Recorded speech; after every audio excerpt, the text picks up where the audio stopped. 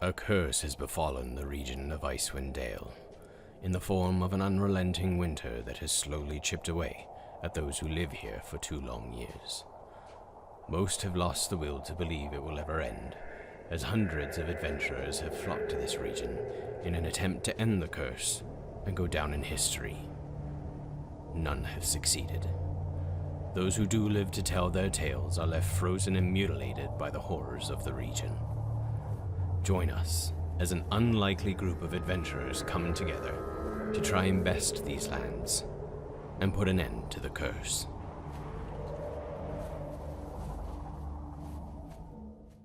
We're live. Oh, it says on air too. Look at that. Hey guys, welcome. Good evening, everyone. Welcome back to Tabletop Tyranny, where we need to play around tabletop or tyrannical. My name is Jacob, and I will be your dungeon master for this evening's game, and the many more to come in the future. Thanks for stopping by. We are live on Twitch and YouTube right now. We got a cool little split stream setup going now, where you have kind of changed our format for that. Usually we use a different tabletop, but now we're kind of going to a much simpler tool.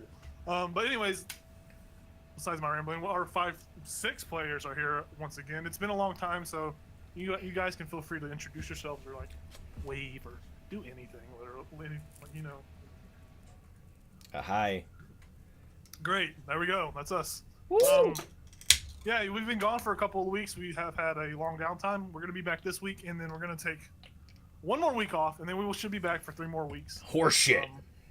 It sucks, but that's what we have to do. We will be transitioning back to Sundays soon, so it'll be easier to meet our weekly scheduled sessions. So, regardless of that, I'm going to kind of, I didn't really make a question up, but I'm gonna say this. If you guys can give me a nice virtual high five, you can get inspiration. How nice? Like on my own hand? Oh, you specifically. There we go. Okay, Everyone gotcha. has inspiration. If you don't have inspiration, mark it on your character sheets. Oh, do I have inspiration? I have Thanks no for idea. participating. Oh, I That was do. great. Yeah, that was, Teamwork. I liked it. Yeah, you All didn't need to high five them if you had it. 7-way high that's five. okay. I'll take the inspiration. I will always high five. So we're gonna get a bit of a recap of what happened many weeks ago. So last session, the party they rode their way across the Lockton Sheer, which is this massive body of water in East Haven. They were kind of guided by this alluring scent of a warm mill on the wind, and they followed the scent. They found themselves in front of a cliffside that had several cave entrances. The party docked and investigated the immediate area, only to be attacked by 2 emaciated, like owl creatures. We all know them as harpies. They were harpies. They were attacked by harpies. Oh yeah. The party felled the beast and followed a set of tracks that led into the southernmost cave, where after they followed for, a little bit, they found themselves. They realized they were kind of going down a frozen river into this cave, where they kind of came to a frozen waterfall. It's my fault. The group is just so great at scaling over environmental, speed bumps. But, easily enough, they were able to climb the waterfall. Thankfully, they have some new spells that they haven't cast yet that they use some of those. They have, feline climbing abilities. And obviously, they have Lorian's ladder. Nonetheless, the party continued onward into this pitch black cave system, where they were still kind of following that scent of the warm mill. And as they came to this area that appeared to be some sort of bone graveyard, there were numerous piles of bones containing various animals and some varying races of humanoids that kind of laid scattered about. And as the party walked into this boneyard, anyways, as they walked into this boneyard, they that made me laugh. They came to see there's this awakened, reanimated, partially frozen, undead frost giant. This huge behemoth. It had this armor that it wore. It was decorated with the 6-pointed snowflake that they have seen numerous times in this campaign. Gal not as much, but the rest of the group is kind of familiar with that symbol. And as the undead giant tried to free himself from its icy prison, the party descended upon it with several rounds of attacks against this frozen creature, and with the smart use of Elzel's Create Water spell on the actual frost giant, it was able to withhold it for an extra round Woo! the party was able to fell the undead beast. And as the group dispatched it, the echoing sounds of the fights and the numerous light sources and spells cast in this cave that seem to have changed the atmosphere in the cave system as all this commotion and all this light. As the party finished this battle, they noticed that alluring smell of the delicious warm meal was no longer in the air, was no longer there. And that was kind of what we left off with, the party taking notice of this. And as a refresher for viewers and for you players as well, I'm just going to remind you what the features of this cave were. So first and foremost, it's completely dark down here, right? If you don't have dark vision, you can't see anything. You put your hand in front of your face, you don't even know where your hand's at. You don't know if it's in front of you or behind you. So it's completely dark down here. And those of you that do have dark vision have been guiding some of the other players that do not. But another thing to note is that the wind that's blowing through this cave system, is a very strong. It's not like overly strong to where it'll like push you or anything of that nature, but it isn't strong enough to put out small flames. Like say you have a torch lit, which you guys do have, the torch will not go out. But it is strong enough, and as this wind kind of blows past you, it sounds like someone like, it sounds like a bunch of various painful moans. No happy moans. No. There is slippery. There are slippery.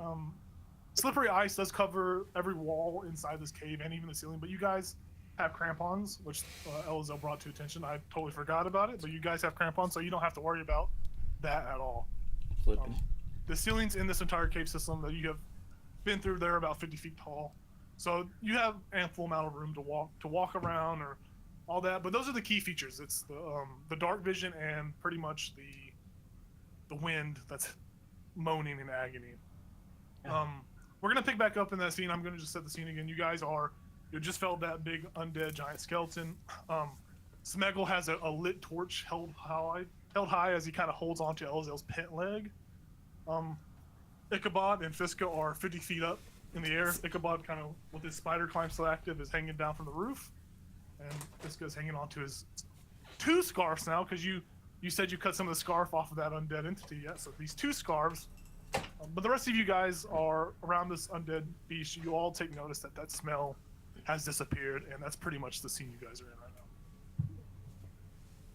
now. That probably could have been much worse than it was, right?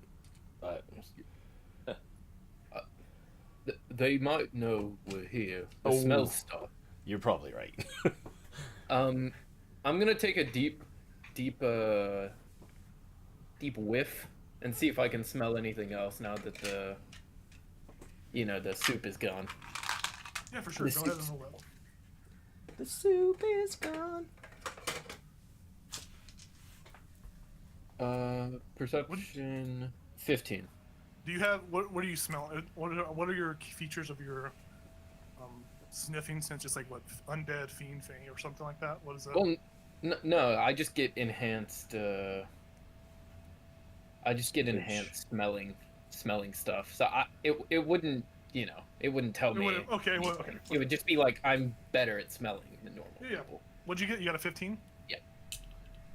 You do smell some stuff around. Kind of. You're in that room that you're in right now. You can't really see from where your character's facing that little left tunnel that you haven't gone to yet. You smell blood. You smell death. Just further into the cavern system. That's kind of the intermingling of smells that you pick up right now. Besides that sweet, warm scent that you were kind of following earlier. I smell blood and death further in the cavern. Just like it's not the fishermen. Okay, they're gone. I think we could probably say that. Maybe we should hurry since they know we're here. Yeah, sure. Okay. Who's going first? I could. I mean, we could probably just do the same order. I can't see. We came in. I forget how we came. Stick with me, Fiska. I think it was either me or Lorian that was first, and then Gal Then I was And I was at the then- back. Yeah, and then the Right. squishies were in the middle. Right. Sandwiched. Okay, Yeah. sounds good. If they already know that we're here, can we keep a torch lit? Yeah, Smeggle has one. Yeah. Fiska keeps holding onto your scarf anyway. 'Cause she That's likes cool. the feeling of it. It's comforting at this point. And we It's like Have- Linus. Have these sounds at all changed since this battle? There are no other sounds in this cave system besides obviously the moaning wind. Okay. There's nothing else that you can pick up. we kind of whispered to each other already that we think it might be the hag, right? There was a yeah. I'm figuring you guys are whispering right now, anyways. I'm figuring y'all are just whistling. Y'all are whistling. Let's rush her. Can't kill all of us, right? Right. Yeah, You maybe guys- she Only a can. few. Only a few. It'd be okay. So you guys feel free to move your tokens on the map to especially how the order you're going in, or So anything like that. Ichabod would stay on the ceiling if he can. Yeah, you can definitely. The ceiling, you got in the picture. You can't really Right. imagine that the ceiling does go across all the. So I'm just gonna clear the line of sight for y'all.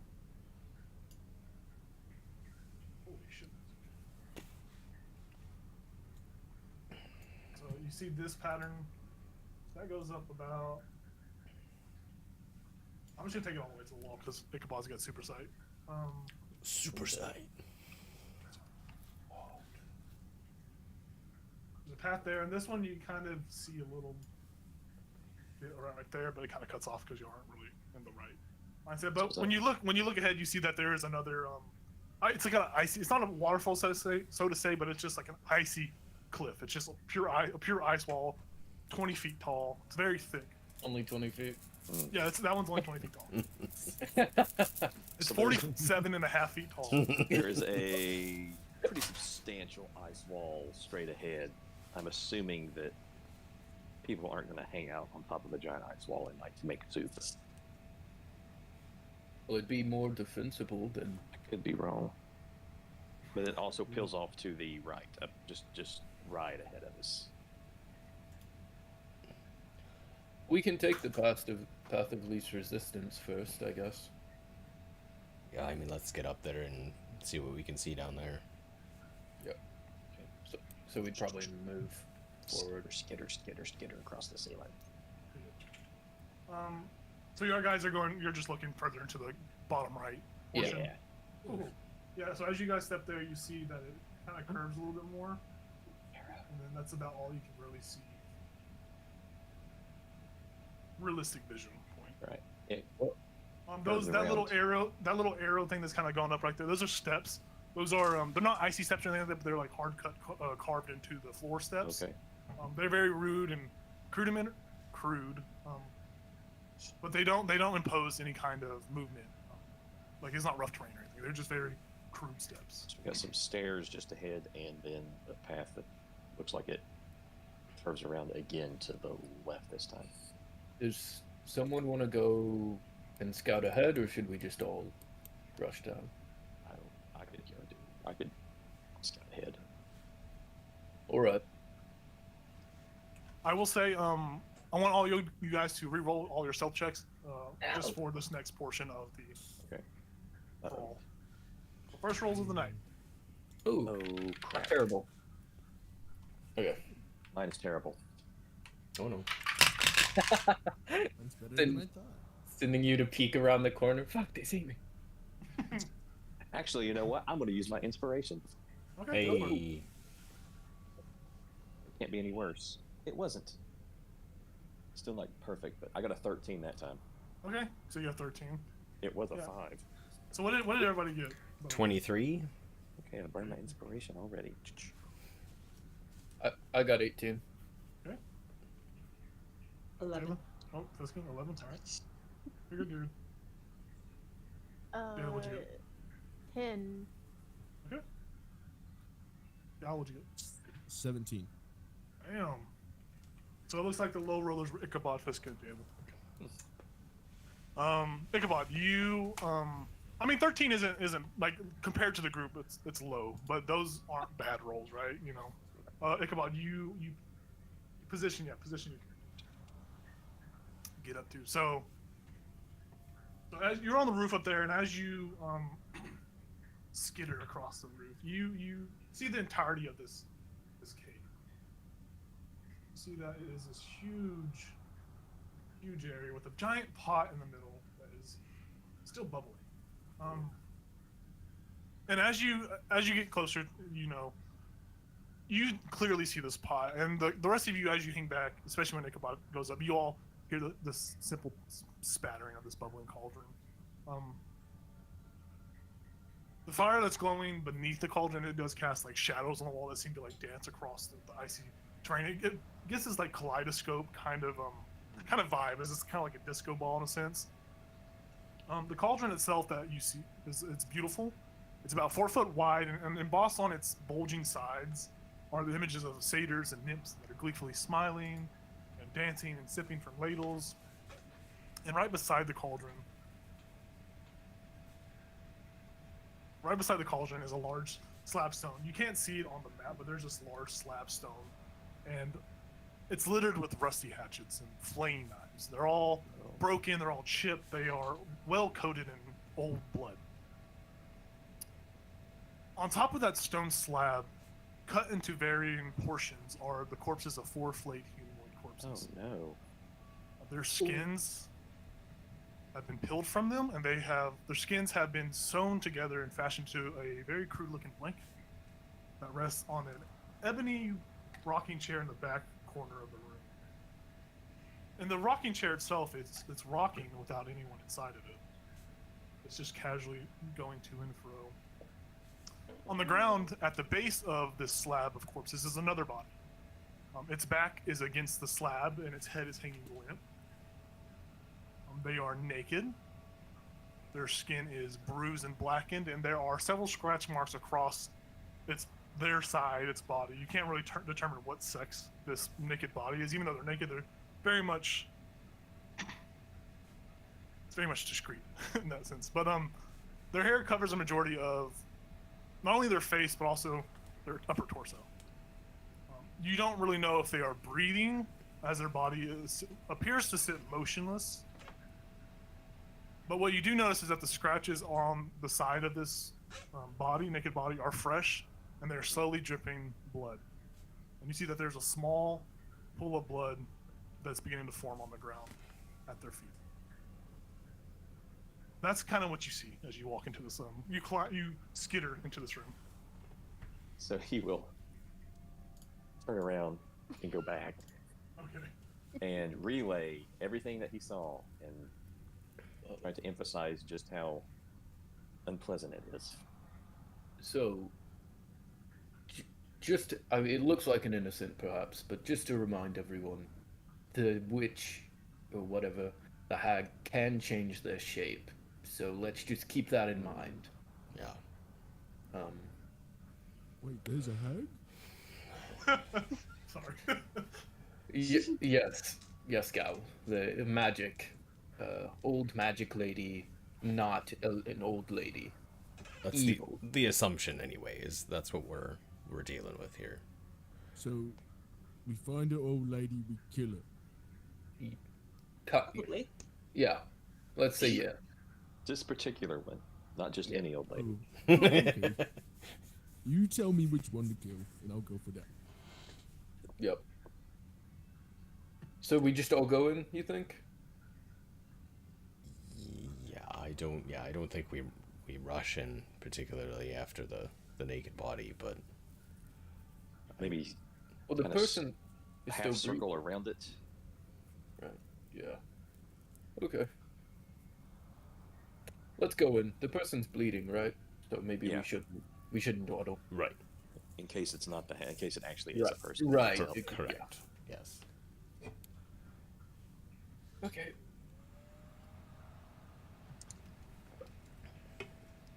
As we're going down, as we're like walking into this room, I'll kind of just keep an eye out for any traps or anything. Yeah, go ahead and make a active perception check. And I'm Does gonna anybody else want to make a check as they enter this room? I'm gonna watch behind us. Okay, so you're keeping the flank on watch. You can go ahead and make a perception check as well, just see if anything's coming back behind you. Ichabod's pretty intent on watching that rocking chair. It's rocking, dude. It is rocking. I got Don't come a knocking. I got a natural 20 for Okay, cool. 21. No, my Okay, perception. we'll get to you. I got 15 for watching behind us. Okay. Does anybody else want to do anything as they enter the room? No.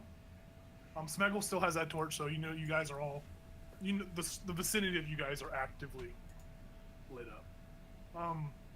We're lit right now. Elizel, you look behind you. You feel confident there's something that's following you. You, with your cat-like ears, you think you would have heard something, especially if they have to come through that bone area. You feel pretty confident this is behind you. Lorian, you with your natural 20, you look around for traps.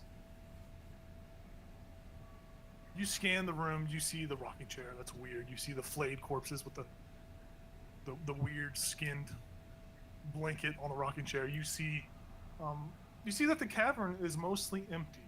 Now, as far as a trap, you don't see any ordinary traps, but you see a faint rise of the chest of the naked body, and you get this sense that this is the trap.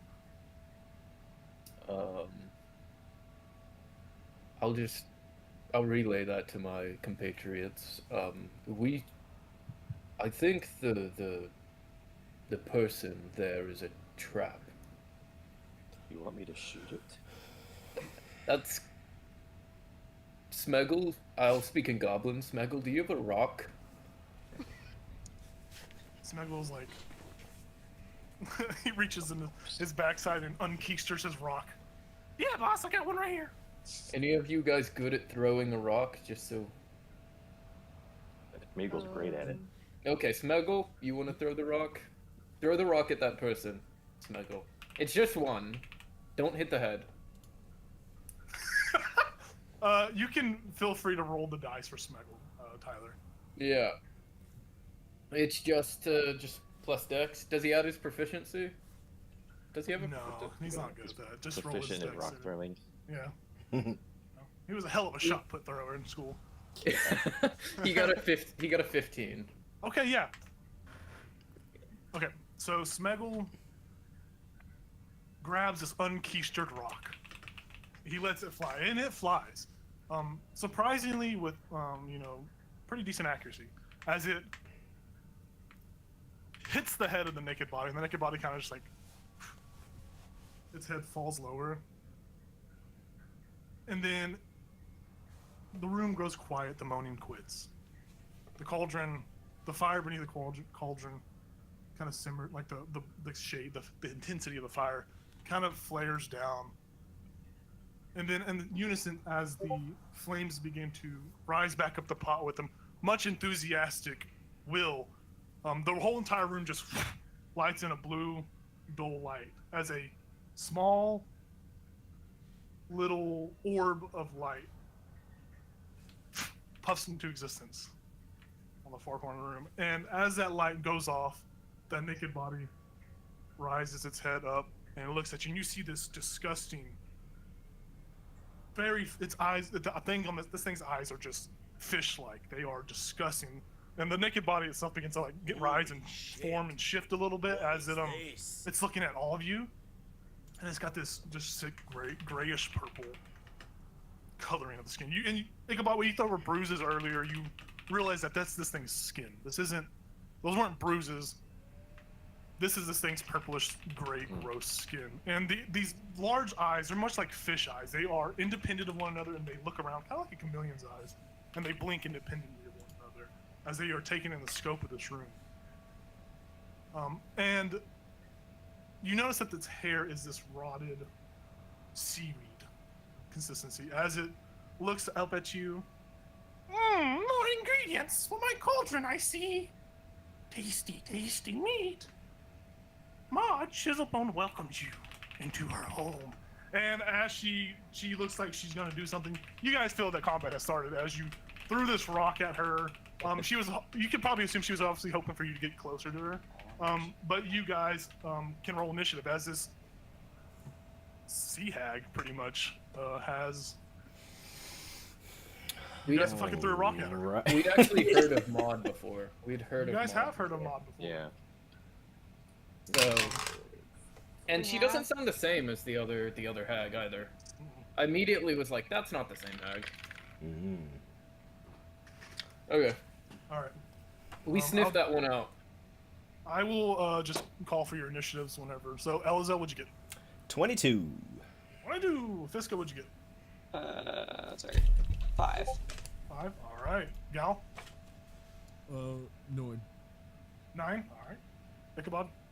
7. All right. Jayla? 14. Nice. Lorian? 17. Nice. I'm gonna roll for her.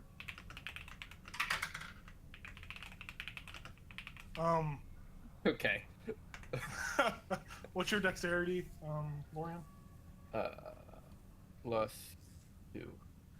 Okay. 14. And then I'm gonna roll for this other. Yeah. All right. So, let me put some tunes on for this shindig that we're about to get to. Tunes. Tunes. Tunes. Whoa, I sniffed this shit up. I was like, this could be a shape changer, and then rolled nat 20. Then I told him not to hit the head, and he hit the head, and I was like, He's hey, It just wouldn't have chunked that mattered. shit. He chunked that shit. yeah, I was like, oh, he was a quarterback in high school. I'm gonna post the music. You guys are just gonna have to listen to it because the fucking bot's messing up again. Okay. There's the music. It's called The Hag. Yeah. It's pulling it. Feel free to play it. It's called The Hag. I'll put it in Our the new chat. first song off our new album. It's called that. All right. Yeah. So you guys all pretty much see this. You all see this creature stand up as this bluish light that you. I don't know if you can see on the map, but it's obviously labeled as a will-o-wisp. That is illuminating the entirety of the room. It's just Okay. it's this blue ball of flame, and as it flickered in the light, you didn't see it at first, but you look at it, and it looks like there are like small flaming skulls inside of it that are like floating in and out, and it looks like it's like just an orb with like a bunch of skulls floating around it. It looks like there are 4 skulls floating around it. You don't know what that means, these characters, but Shit. we're gonna start this battle off. So the first one to go is gonna be Elizel, and then it's gonna be Lorian. Me first. Yes, sir. I actually rolled a 13. I don't know what you're talking about. Oh, I thought you rolled a 17. 22. Wait, you rolled 22? What the fuck you mean? I don't want to go first. You can hold. You can ready in action if you want, yeah. Yeah. Sorry, we had someone raid us in the middle of that, so we have like Oh, really? eight extra viewers on Twitch right now. So I was just like thanking the raider and stuff like that. What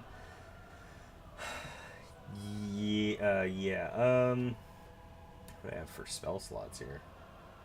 You got like 1. Yeah, 1 first level and 2 second levels.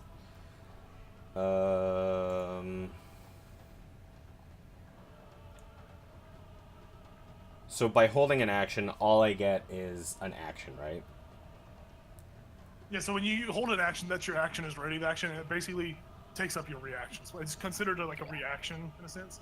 But I will let you know that, so as you guys are, these squares are 5 feet, so those of you that are pretty much in the front right here within 30 feet of this sea hag, I'm just going to be transparent with you that she has an ability called Horrific Appearance. So anyone that can see her true form, which she now has, that's within 30 feet, that starts their turn must make a wisdom saving throw. And if you fail the wisdom saving throw, you'll be frightened. But I'm going to give you the option, as you weren't surprised by this horrific thing, that you can kind of avert your gaze in a sense. Obviously, if you're shooting a weapon or anything, it's going to add disadvantage. But you can always try to beat the effect. And once you beat the effect, you're immune to this effect for 24 hours. And these are 10-foot squares, right? These are... They are 10 foot. No? They are 10 foot, you're right. So they are not within. I think the only one that's within it is the front. Yeah. I think So it's Lorian, Ichabod, and... Ichabod's also Ichabod are on 50 roof. feet up, though, they're right? on Yeah. the roof, so Okay. it's just Lorian, J-Lo that I think would be affected by it. I think Gal's Okay, cool. I'm blind. That's true. But still, You can sense the That's how good disgustingness. she is. your daredevil sensations help you disgust. Yeah, just I don't have to look to fight. That's what I'm saying. All right, true. You're blind sight. You Yeah. can get within 10 feet. All I right. just want to let y'all know that she has that. So if you want to avert your gaze, you can definitely do that. Or if you want to try to beat the wisdom save. If you beat the wisdom save, you're immune for 24 hours. So it's kind of like a gamble. I love a little gamble. This is not just a I bet you normal do. sea hag. The sea hag has other stuff besides the normal sea hag stuff. So. Okay, I am going to. Who's okay? Who's right after me? I didn't get a chance to. Lorian, let's go you, Lorian. Okay, I'm going to. What I'm going to do is guide Lorian. Give him guidance. Okay, it's cantrip. Nice. So you have a D4 to your stuffs. Yeah. And I'm going to try to just support from the back for now. Okay. Oh. Because that's my action, right? Yeah. And then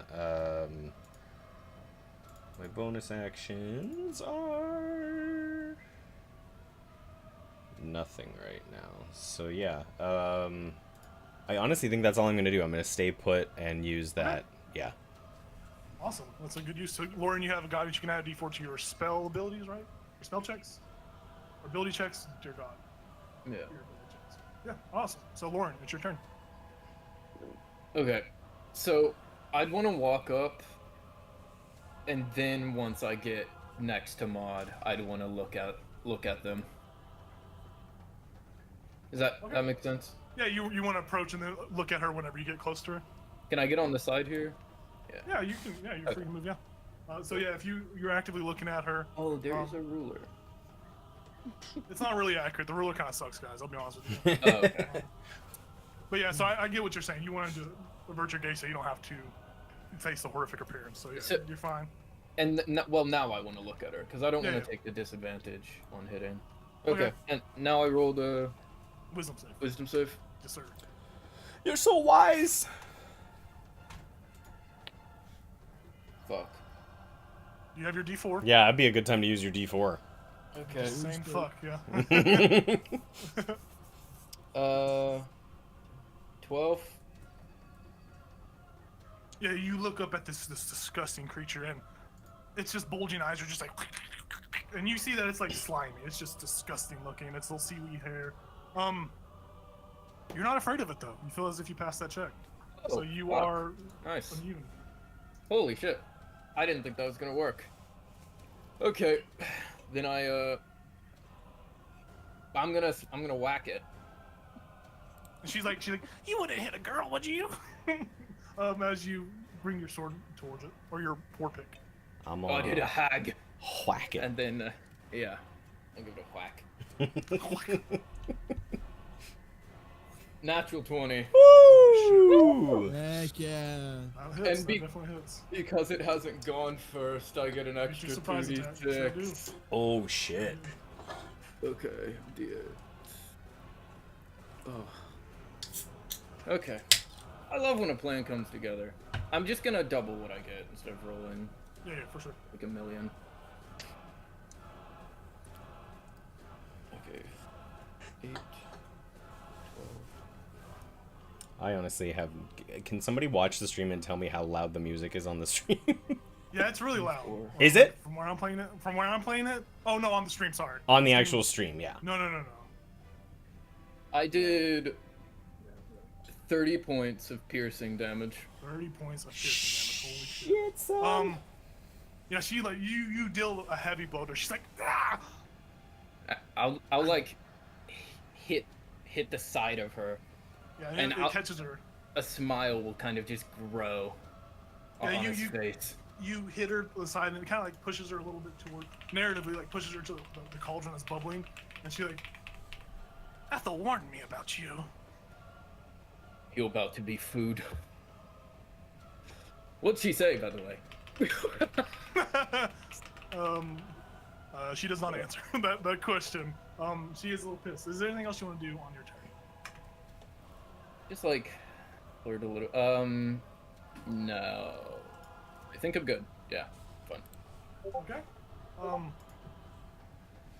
Sorry. It's going to be the Sea Hag's turn. She rolled really high. So, Ooh. here's what's gonna happen.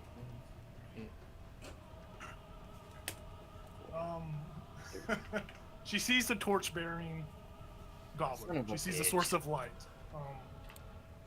she sees the large, lumbering Goliath. She takes notice of Eliza, who's looking. Lorian, as you hit her against the pot, she her hand's on the pot, and it's swirling with this magical energy, and you see that she pulls it off and it begins to crackle with lightning. Her hand's crackling with lightning, and she looks at you, and she just fucking lets out a lightning blast at Gal, Smeggle, and Eliza. I need the three of you to make a dexterity saving throw for me. You're not gonna kill my sweet boy. I have resistance to lightning. What does that mean? Smeggle, Gal, and Eliza. You're gonna just take half damage. That's all it means. Okay. A dexterity saving throw? Dex, you said? Y'all see that? Yeah, dexterity. Y'all see her fingers are just cracking with energy. She just lets out this large lightning blast at the three of them. I got an 18. Okay. I got a 10. Okay. Smeggle got 7. Smeggle fails. My Eliza sweet fails. boy. Gal succeeds. So, those of you that succeed, you only take half damage. Craig, even though you failed, you're still going to take half damage because your resistance. Smeggle, on the other hand, is going to take full damage. So it's going to be 66 damage. Rolo. 6d6. He ones. Just An roll average ones. of 18. Well, a little bit higher than that, I think. Roll ones. So, those of you that succeeded, or those of you that failed, so those that failed, so Smeggle, he's going to take 22 points of lightning. 22? Yes, he's going to take 22 points of damage. Bye, Smeggle. Elizel, you take 11. Gal, you take 11 as well. So y'all all notice this disgusting creature just let out this loud blast of lightning. She's like cackling, and she just does that. It hits Smeggle in his poor goblin chest, and he just gets plummeted to the back of the wall. He's just crispy and burnt, as he is pretty much dead instantly. He died instantly. I didn't know if he would have any death saving throws, but he got overkilled. Yep. What's his HP? His total HP? 10. Dang. Oh. He's dead. Yeah. He's gone. Wow. For the narrative's sake, Smeggle got blasted against the back rock. He is just charred black. The torch is out. The room darkens a little bit, but you still have the blue light that is coming off of that will-o-wisp in the corner over there. So what you're saying is Spare the Dying will not work on Smeggle. He is dead. He is dead. Spare the Dying will not work. I will say I that. knew he was gonna die. Oh my god, I didn't think he'd get chain lightning. And Lorian, I'm gonna have you next turn, on her turn, I'm gonna have you roll her d6 for me. Yeah, she does that, and she as she's cackling, she looks over at you, Lorian, and she can tell that this was kind of a blow to you. And she just smirks and smiles back at you, and she's actually going to she's gonna stay put. She's not gonna move. So that's gonna be her turn. It's time for the will-o-wisp to go.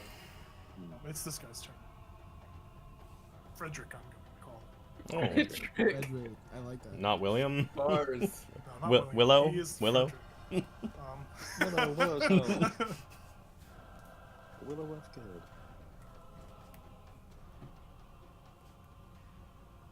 I'll put Fred in parentheses here.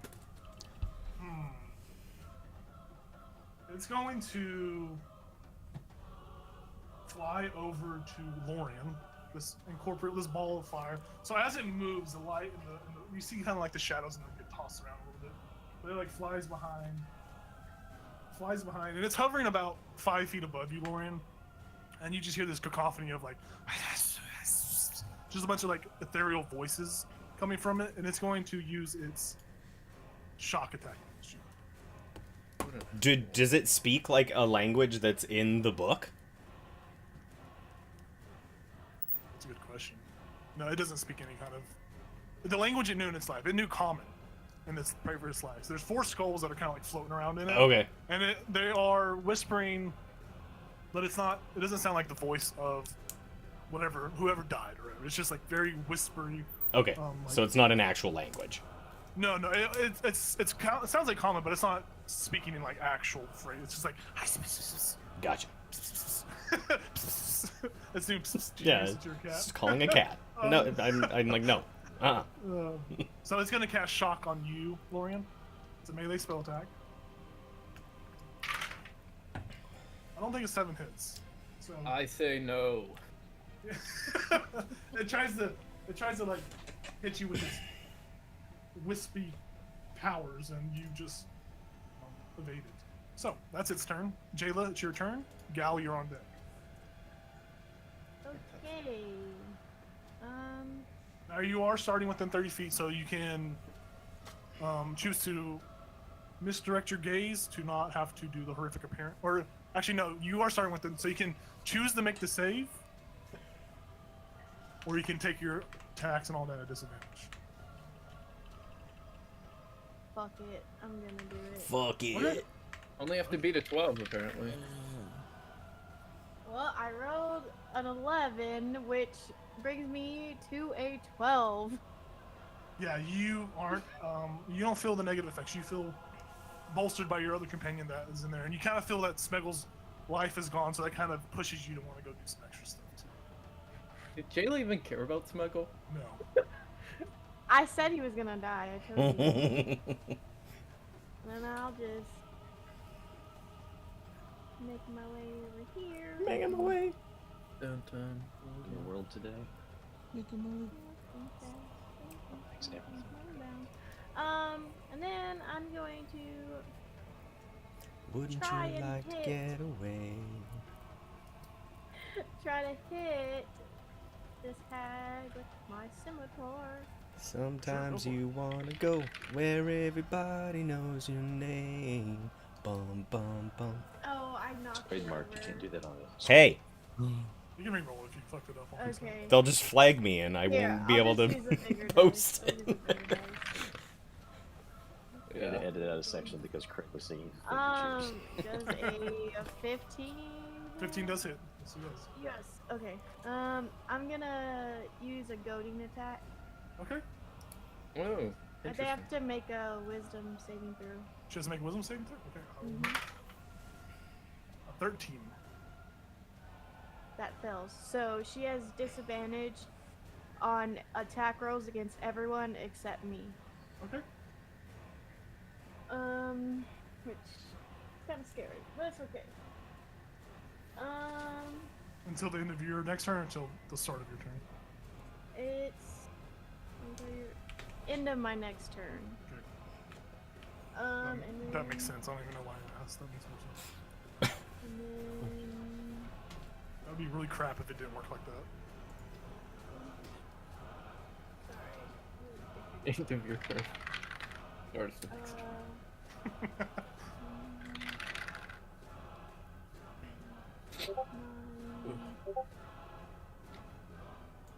14 points of damage. Nice.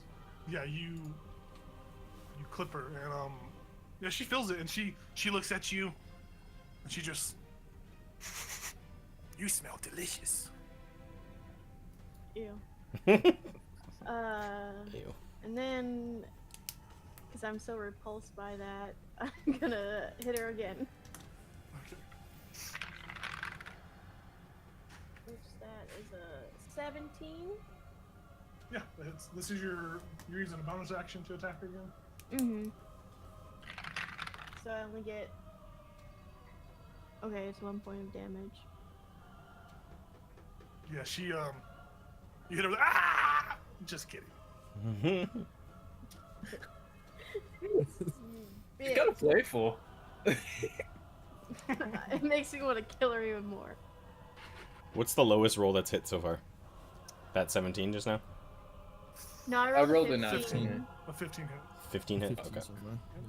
Yeah. Gal, it's your turn. Ichabod, you're on deck, and Fisker, you're the last to go. So. Alright, I'm gonna start getting closer. So I'm 40 feet from them, right? Yeah, you're far enough away where you don't have to. Yes. So I'm gonna move up 20. So now I have to, right? It's only when you start your turn within 30 feet of her. Oh, okay, sweet. So. Then I'll go the full 30. And I'm gonna throw a javelin at the Will-O-Wisp. Okay, go for it. Yeah, this little ball is just like floating before him. They want me.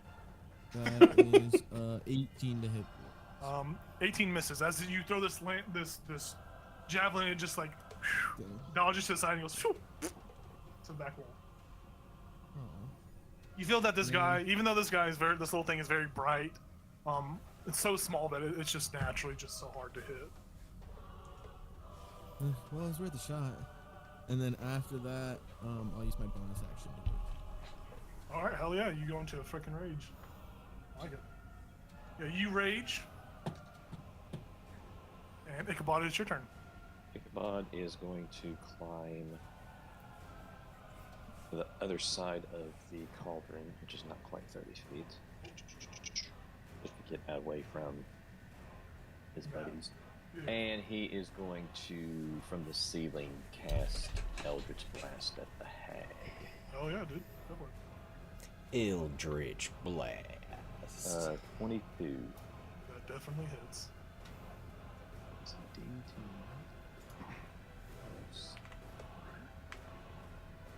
Where'd you go? That is a 10 points of damage with Eldritch Blast. Say 7? 10. 10, hell yeah, good job. That's nice, nice hit. I am still in the midst of spider climb, so that's all I'm going to do right now. All right, you hit her with this blast, and she kind of laughs. Boy, you're in trouble, boy, you're in bubble. I'm gonna fucking get you. That's her response to that. Fiska, you are there. You see everything, regardless, because even though Smeggle dropped his torch and it went out, that will-o-wisp is giving everyone vision as this blue light is just radiating within this chamber. And Ichabod, you actually see the rest of the. Oh yeah.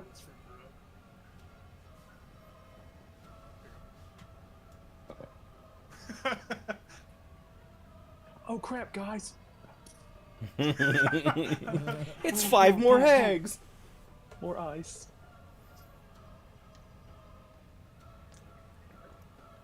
I mean, oh crap, guys, it's more ice. What? What? Cold everywhere. This gets your turn, by the way. Oh, okay, sorry. Yeah, sorry. I don't know if you heard me earlier. We got sidetracked. I did not.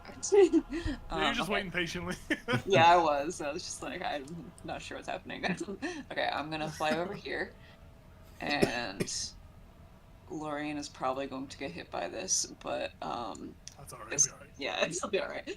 Fiska's gonna like puff herself up and kind of do a little stretch, and she's going to start flapping her wings real hard, and this is going to be a gust of wind. Oh shit! Nice. And normally I can just, when we were in VTT, I could display what it is, but I cannot on this. But it is a line of strong wind, 60 feet long and 10 feet wide, and so I am trying to get. Do you guys lose the map too? Yeah, I just lost the map. Yeah, I did. Okay. I just reloaded. Yeah, you can just refresh. Okay. Yeah. Cool. So yeah, you're doing that in like a 10-foot. It's just a straight line. Is that how it works? Ooh. Yeah, I'm trying to like knock the cauldron onto Maud, and also see if I can get the will-o'-the-wisp too. I'm basically trying to get like. How strong is the wind? How strong is the gust? Okay, so each It's a big old creature. Because it is. I will just say already, it's a very heavy cauldron. I like the idea, so I'm going to. Mm-hmm. I want to make it to where if you roll like a.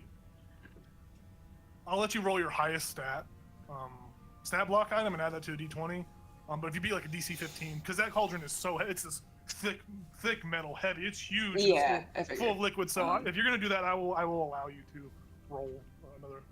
Because I think it's just 10 miles per hour, right? Yeah. It says it must succeed on a strength saving throw. Okay. And it would be 13. I was planning to use inspiration.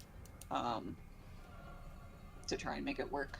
But the way it works is each creature that starts its turn in the line must succeed on a strength saving throw. So maybe is it still okay to try and like knock over the soup with it? Yes, yes. Okay. For sure, go for it. I'm gonna set it as a DC 15. I'm gonna allow you to roll whatever your highest stat block is, so you can roll D20 as your highest modifier. Gust of Wind is a 2nd level spell. Is it? Yes, yeah. I get one as an Aarakocra. Yeah, she has that as a natural roll. Yeah. I am going to use my inspiration. Yes. Okay. 21. Woo! Yeah, you knock it over. And this cauldron, it spills. You knock it over and it spills. It doesn't just hit Maud, it's gonna hit that whole like square area because it's gonna fall over and disperse. So it's gonna hit Maud, it's gonna hit J-Lo.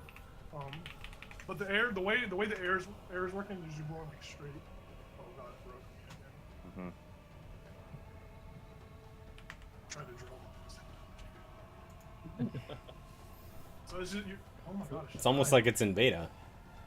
Yeah, it's almost like it's just fucking. Anyway, I'm not gonna draw anymore. I'm just gonna leave it alone. I'm not gonna touch anything. Yeah, you knock over that cauldron. It's going to do. Go ahead and roll a D10 or D10 for me. Let me get a D10. What is a D10? 5. Yeah, it's gonna. So you push it over, and not only do you impose this difficult wind for them to try to move through. The wind's gonna be affecting Maud. Mainly Maud because it's coming straight from you and it's just directed into her, so it's going to affect her whenever her start of her turn is. But Jayla and Maud are going to take 5 points of boiling hot, nasty broth damage. Super damage. Just the worst. It's nasty broth. It's not. It's not. Broth. It's not delicious broth. No, it's nasty. You see as it like gets knocked over, the contents of it as you knock it over, there are just tons of feet, fingers, eyeballs, tongues, spleen, kidneys. It's just all these organs that have been put together and just it smelled delicious earlier. Elizal's like, it kind of smells like that beer I drank. It does, does it not? It does. Yeah. Jayla, you take 5 points of damage. Maud took 5 points of damage. Yeah. So it's going to be. Is there anything else you want to do? That's it. And as you knock over this thing, you're flapping your wings. She looks at you. I'm going to break your wings, little bird. Fuck you. She's not happy. You knocked over her mill and you were impeding her movement. Elzel, it's your turn. Lorian, you're on deck. Elzel was gonna support until he got hit by lightning, but then he's like, well, fuck, me too. As Smeagol just steam of smoke coming off his dead corpse. Goblin. He flies by and Elzel's like, fuck. I am going to use my inspiration to cast Guiding Bolt at 2nd level on Maud Chiselbone. Hell yeah. And you have enough room. Even though it looks like Jayla's in the way, you have plenty of room because those are big squares. Okay. No fucking way. 10. That misses. Yeah, I rolled a 3 and a 4. Yeah, that guiding bolt just goes wide of her. And she doesn't look over at you as you miss. She is focused on this bird. Yeah. Bonus action.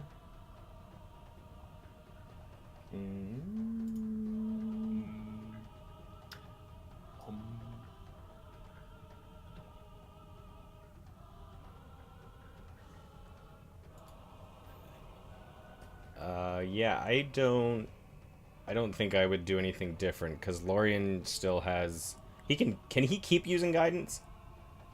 Or is it just once? Yeah, but you haven't used a concentration spell to break it, so I haven't. No. Actually, I have to read it because I think it is just.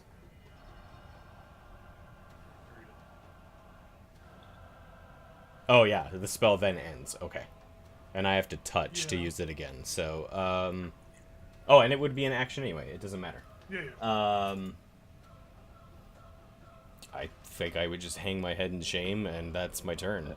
You're kind of taken out of it by Smeagol's burning corpse. It kind of like threw you off your game for a second. Actually, you know what? I would probably duck behind here just so I have some cover. For sure. It's not cowardice. I just want to make sure that I can heal anybody who needs to be healed. Awesome. It's going to be Lorian's turn. Unless, oh, there he is. I was getting a refill. Lorian will kind of like, he'll kind of like turn his head to where Smeagol was, and he'll be like, Smeagol? And he'll kind of like wait a second for a response, but I think he can just like see Smeagol's burnt corpse. Anyway. Yeah, you see the plume of smoke just that's still rising off his body. And then he'll kind of like drop his hammer or whatever. Forget his war pick. He'll kind of drop it, and he'll go around her, and you'll just see his body start to change. Like he'll grow a little bit, and his muscles will grow. And you can kind of see his, I described at the beginning of the campaign, his armor would loosely fit him, but as he's growing, it fits him like a glove. And his mouth will kind of unseam, and blood will just start pouring out of it. Like another row of sharp dagger-like teeth come forward, and when he closes his mouth, they like pierce his gum. And he will look at her and be like, "Why'd you kill him?" And he'll just attack with one of his claws that kind of like grow. You ever seen the Wolverine? Not Wolverine's brother. I forget his name. Yes. He has kind of claws similar to that, and he'll strike him. And Lorien, on your screen, y'all see Lorien's profile. He will turn into really cool Lorien. Yeah. Uber Lorien. You see him, he turns into this monstrous form that's kind of, it takes you guys aback. Like, it's something you haven't seen yet. It's pretty scary. He'll also like look at each of you while he's like this. His eyes are kind of like he's someone else. And he grows into this almost like feline, like kind of feline, but warped. Elzel's like, brother? This warped kind of figure, and similar to that, he just has like blood dripping down his lips, his own right now, but. And then he'll take a strike with his claw. Is that primal savagery, or what is that? It's his transformation. His hybrid transformation. Gotcha. And you are technically flanking him. Yeah, I moved there for a reason.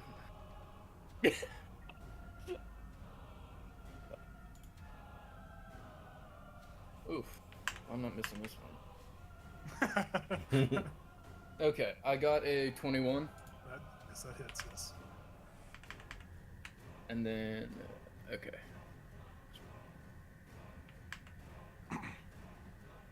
And he does 7 points of damage. Oh, yeah, and as he kind of rins up the back of her, he'll say, "I'll turn you into soup." She looks at you. Oh, feisty. I'm hungry. Well, I would have fed you. And he'll smile. And that's it right now. Awesome, dude. Nice. Yeah, Lorien just transformed into this terrifying beast and swiped at the hag. It's gonna be her turn now. Lorien, could you please roll a d6 for me? Right. This is to see if she gets her lightning bolt back. This is a recharge feature. 5. She gets her lightning bolt back. She looks around. I'll get to you in a second. First, I'm gonna kill the bird, and she's just going to let out a blast at Fisco with her She has to make a strength saving throw first, right? And it's at disadvantage. No, that's just attacks. Well, This is just a it's not more so an attack where she has to roll to hit. This just happens. It's a line. It's like a fireball in a sense. Yeah. So she has to make a strength save. Yes. She's gonna roll a 10. 10? Okay, she gets pushed 15 feet away from me. Okay, so I don't know if that matters with her spells. Yeah, so she's like, she says this, she's about to cast it, and she's like, ah! It pushes her like back right there. She still is able to let the lightning bolt. So as she flies back, she like lets the lightning bolt out at you. I need you to make a dexterity save. Dex save. Let's go. Ooh, 15? That is going to, you're gonna only take half damage. Sounds good.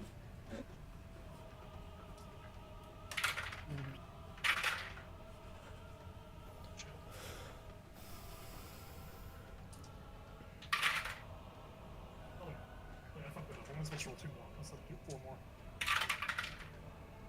You're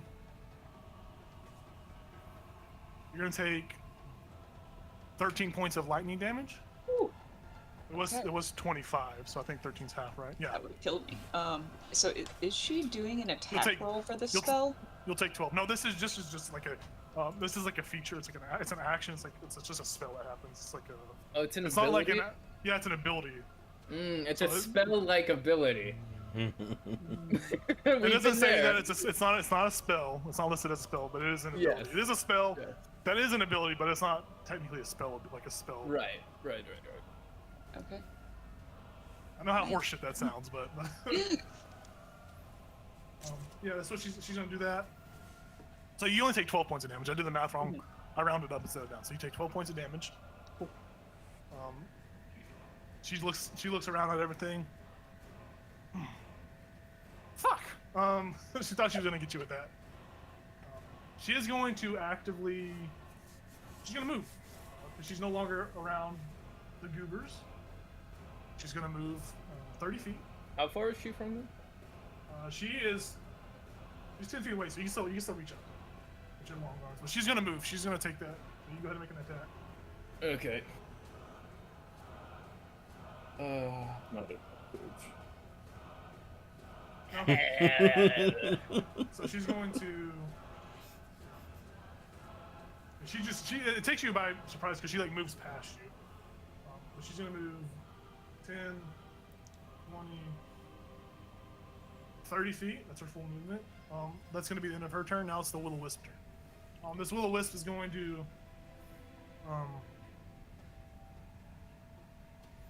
It's gonna see who wants to attack. It's gonna go after Gal. It's gonna float over to Gal, and it's gonna try to make a spell attack against you. So it's gonna roll. See if it hits you. So it's going to be a 18 to hit. Yeah, that hits.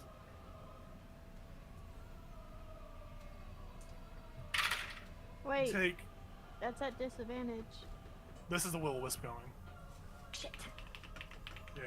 You're gonna take 12 points of lightning damage as it shocks you. As it like floats down, and it doesn't. It's not like noticeable. It just like floats there, and just like flares with electricity and shocks you.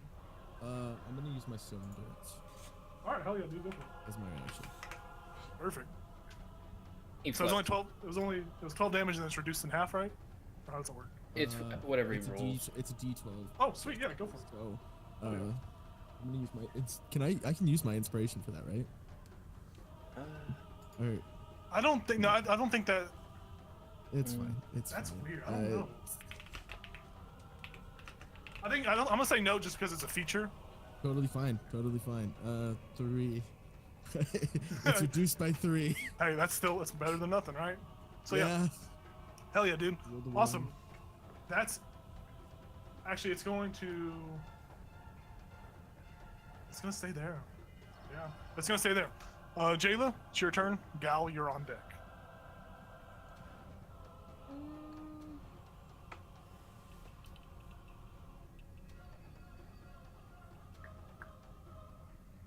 I'm gonna,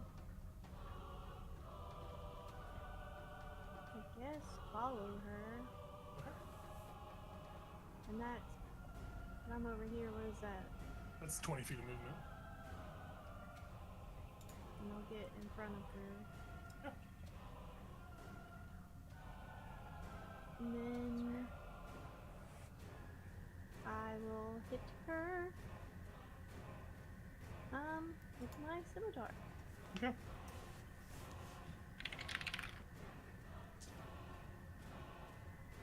15. That hits. Solid hit.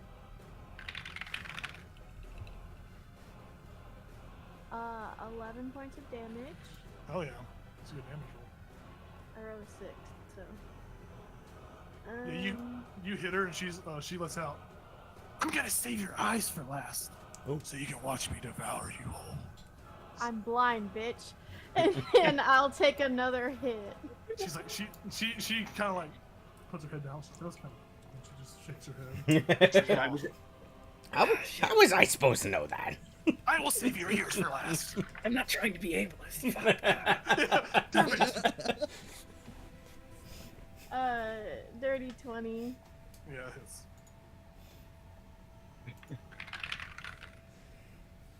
3 points of damage. Yeah, she's looking rough, guys. She's been taking a lot of damage from you. Y'all have done some damage. I'm not telling you when she's bloody or anything. I wanted to leave that up in the air because usually I've been doing that, but this battle I didn't want to do that. So she's looking rough. She's hurt. Can I? Wait. Hold on. I have no idea. I was gonna action surge. Do you have it? I thought you used it last. No, I didn't because You I was didn't? Yeah. convinced not to. Oh, okay, sweet. Yeah, go ahead. Use I'm that pretty shit. sure someone was like, maybe we should save our resources before we I think go. it was. That was Yes, this guy right here. Come on, give me a dirty 20. Or give me a 20, that's what I want. A 1? Okay. 3. It's not. What is that? 24? That hits. If that didn't hit, y'all should be scared. And then I'm gonna use my last superiority die Okay. for a goading attack. Oh yeah. She needs to make a wisdom save. Mm-hmm. She got 18, so she passes. Yeah. I still get that extra bit. That's... Oh, hold on. Math. What is it?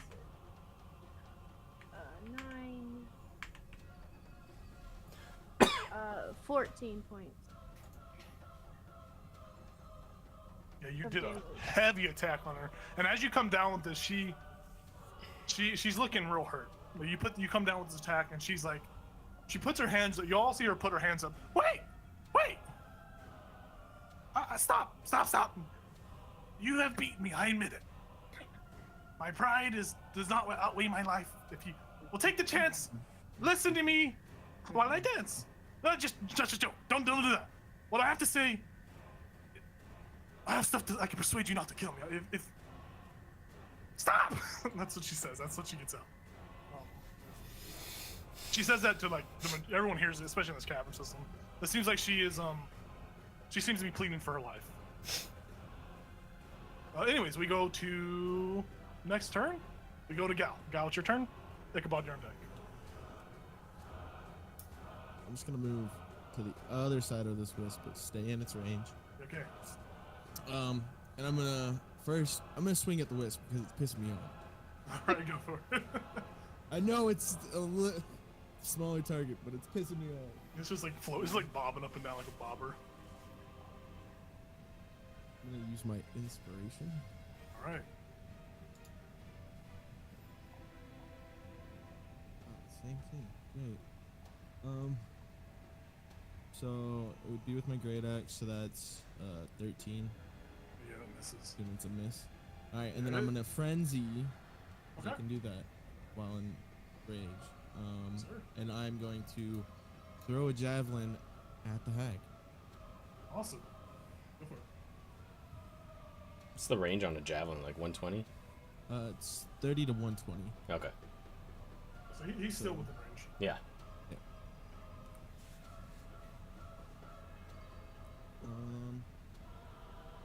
That'll be a 15 to hit. That hits.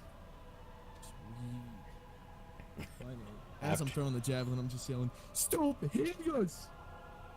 Pissing me off. Oh my goodness gracious, I'm rolling terrible again. That's 4 damage to the hag. Woo. Yeah, this the javelin, it hits her in the shoulder and it takes her and she's like, Stop! She's looking really fucking rough. Please stop, please. Someone, you could fart on her and you would feel she probably would die. We're gonna go to, did you want to move any further away or you want to stay there? Yeah. Just in case, I'm gonna stay there. All right, Ichabod, it's your turn. Fiska, you're on deck. You have seen this creature seems to be pleading for its life. Ichabod, what are you doing? What the heck? Ichabod is going to climb on the ceiling, directly over top of the hag. All right. He is You just going, you just be next to it, so we can see. he is going to cancel out Spider Climb. Okay. And as he falls, he's got to bring his Shadow Axe down. Hell yeah, dude. Fuck yeah, that's cool. And she's like, stop! She's yelling stop as you're coming down on her. Let's see, that says plus. Yeah, it's a hit. So that is a 15. That hits, yep. That's two-handed. So, make sure I got that right.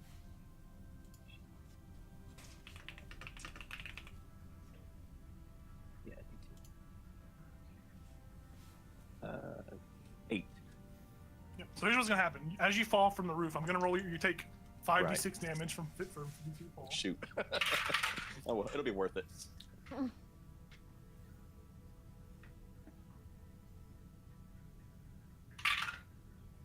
You take 17 bludgeoning damage as you plummet to the earth. Okay. That's a lot of damage. It really is. But she's like, stop! Describe what it looks like when you come down and kill this creature. She's just screaming, stop, as you're just plummeting towards her. He's coming down with both hands for once. And, as he's bringing it down, you can see, wisps of shadow, trailing off of it. Nice. But it's kind of like his Eldritch Blast, where as it gets close to his target, it solidifies. So it's looks kind of like an obsidian blade, and he just drops it right on the top of her big, nasty, gross head. Yeah, as you come down, she's like, stop!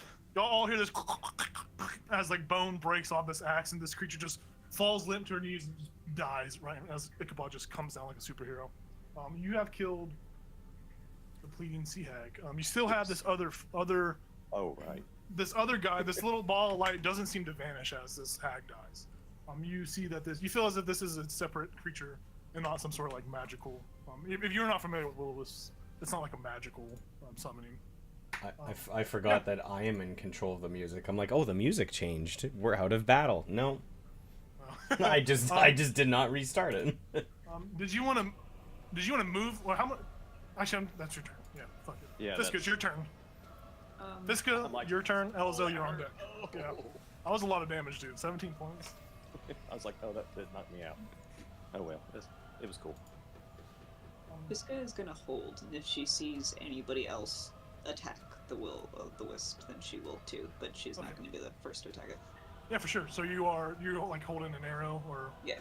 Yeah, cool. So yeah, if anyone attacks the will-o-wisp, Fiska is going to release an arrow. Sweet.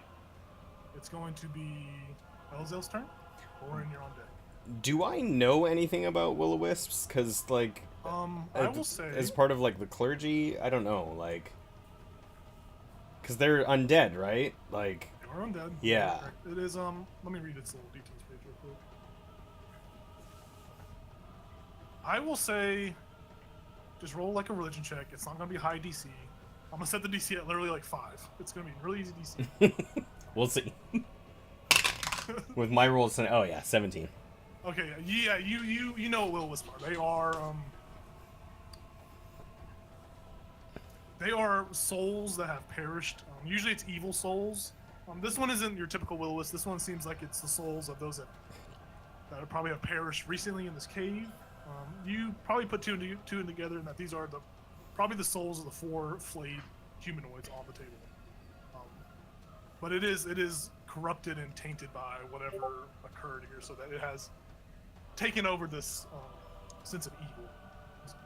Okay, so I'll step out just far enough so people can hear me clearly, and I will say, if any of us have any way to speak to this will-o-wisp, it's our only chance of getting any information.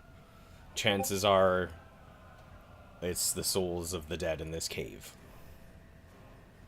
I'm gonna segue. That's a great fucking idea, and I will say you can say something and make a persuasion check to see if this thing will listen to where Joel's up.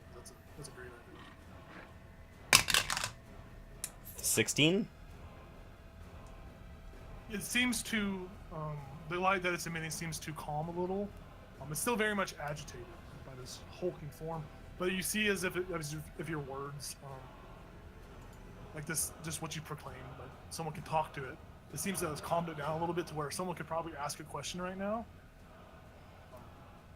Preferably you, Elzo. That makes sense. You can ask a question to it, and it might respond. Shit, I wasn't prepared for that. I guess probably the immediate question I would ask is, do you wish to seek justice against what happened here?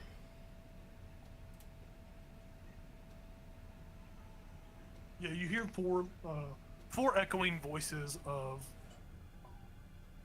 just despair and anger. That's the emotions it proclaims, but it just says, "Justice will never happen to us. We are tormented." You feel as if it, in this state, there's some sort of angered emotion that is like controlling its majority action, and you feel that it doesn't think, even though that this creature died, it doesn't know what, it doesn't deem that as justice as. That's kind of what you get. It doesn't really think that as justice as that thing dying. Okay. Was that like my action? That was. I mean, say that was a lot that of. can be your free interaction. Okay. With the environment. Okay. Just because it's such a great idea, I like that. Okay. Give me 1 second. Let me look at my spells to see if there's anything that I can possibly do to ease, to calm. Let's go take a look. Tico. Gucci Gucci Goo.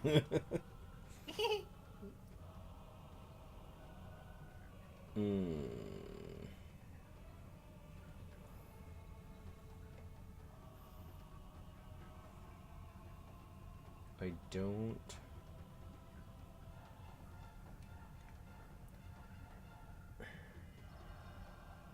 I mean, the only thing I can think of is turn undead, but that's more of an aggressive act than a welcoming one.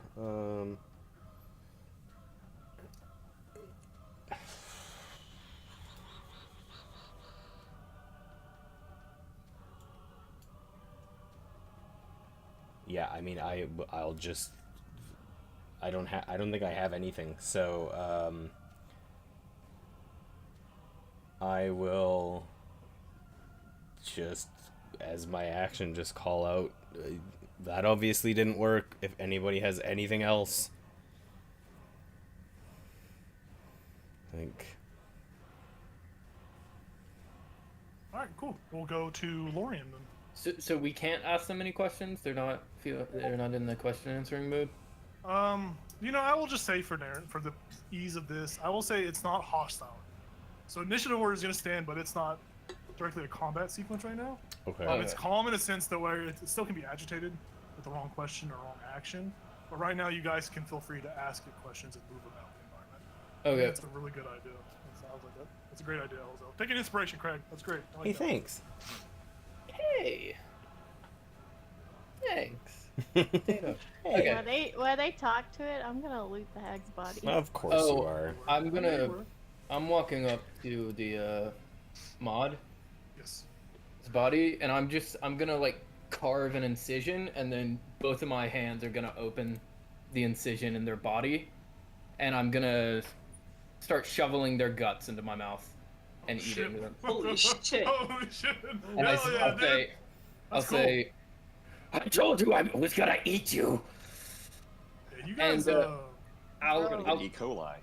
I'll turn to the while I'm like shoveling stuff into my mouth, I'll turn to the wisp and I say, "Where are the rest of the hags?" Yeah, you are shoveling this food in your mouth. The rest of you that are like near this is strange behavior, even for Lauren. You haven't seen this side of Lauren yet. Ichabod might have when he got slapped, when he was sleeping. asleep. Yeah, but this is very strange behavior. The will-o'-the-wisp. You asked this question, and it is it just. I don't like your tone. Only Ma, no one else. Who? What? And it's just, it seems confused by that question. They don't know. Figures they're fishermen. Wear her skin. And Yeah, he'll just keep shoveling, and eating her. Yeah, you eat her intestines, and you get a little bit of that broth in your mouth, as it was in her tummy, and it's Is it It's good? foul. That's foul. No, that's not good. It's foul. It's not poisonous. Tummy broth. Ew. Not to me. I'm hardy. Okay. I think that's all. I don't think I'm doing anything else. I was like, I don't have my glasses on. Am I seeing what I think I'm seeing? What is he doing? Wait, what are glasses? I just wanted to look for cool stuff on her. Yeah, you're looking for your stuff. Go ahead and You're still doing that while he's shoveling her innards? Shoveling guts. Now Elazel's starting to question whether or not he wants to be a part of this group. Yeah. Not joking. Like, y'all are over there, he's over here, he's like, wait. I'm just eating an evil person. Right, but Jayla is searching the body while you're eating it with, like, literally no care. Oh. Yeah. I can't really see what's going on. I mean, 10 feet, right? 10 feet? You probably reach down and you're like, this is warm. This is a lot warmer than it should be. And gooey. Sorry, you can go ahead and roll. Just roll d20 for me while you search through this. No, carcass. nothing added? You can just roll d20, honestly. Isn't she naked? She is butt naked, yeah. This is, yeah. Oh! Wait, Jayla or the mod? No, the mod is Oh. naked. She is naked. Isn't she naked? That she's looting. Yeah. Gotcha. Yes. 17. Okay, yeah, you find, like, through the gut, like, you're reaching, you're like, why is this getting all weird and wet? Like, it's like, why is her body, like, organ-y? And then you realize the loud munching is probably Loran. You find amongst the mess of organs and just the seaweed hair that she had, you find a brooch made of a preserved human eye. And the eye itself is just blinking. Ooh. Looking around independent of its own accord. That's pretty cool. Shit you not, you rolled the number. You had to roll 17 to get that. Oh, that's why you had that reaction. You're like, oh. Yeah. Cool. So make sure to add that to your inventory sheet. A brooch of a human eye that is watching, I guess, is an easy way to put it. And then I'm finally gonna be like, why the fuck am I covered in all this? We didn't hurt her that bad, right? Yeah, I fucked her up when I was using my Orphic. Yeah, this will-o-wisp is just bobbing as you guys are. Two of you are looting / eating the body. I mean, I guess Ichabod did cleave her in two, so there'd be some guts. Yeah. True, that is true. And then I'll get up and just kind of like try to get as much blood off of me as I can.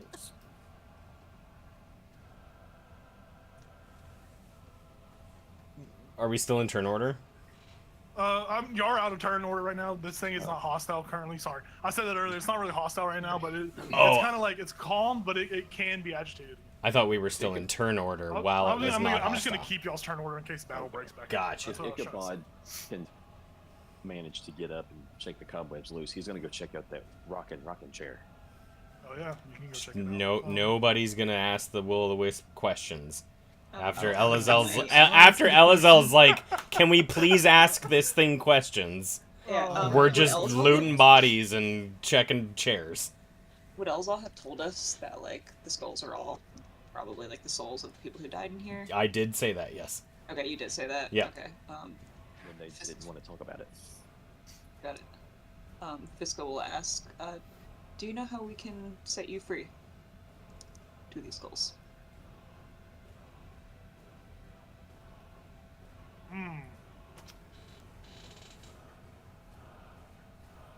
It's it's an incorporeal thing that it doesn't have eyes, so it's return our skins to our bodies, and we can return. The blanket. Like, oh, you mean these skins? Yeah, the skin blanket on the chair. Yeah. Yeah. Yeah, but we gotta reassemble the bits that were in the suit. Ooh, it's a puzzle.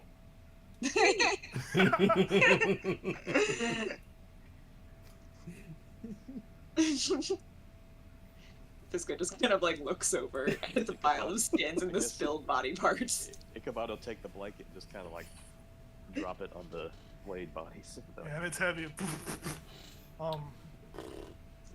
Yeah, it seems you get the sense that it seems to want to like have you wrap each body with its own with the skin Oh my god. portion, like sewing it back on kind of thing, in that kind of sense. I don't have any sewing needles.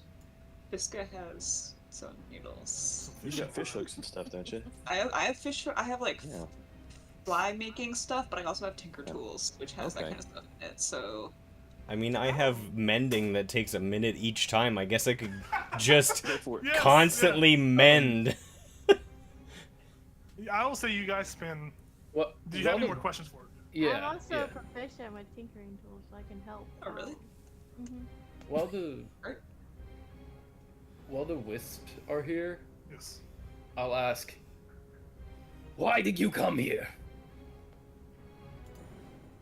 Cold. We were so cold. Hungry. Food. We smelled food. Where did the witch keep their valuables? There's a cauldron pot.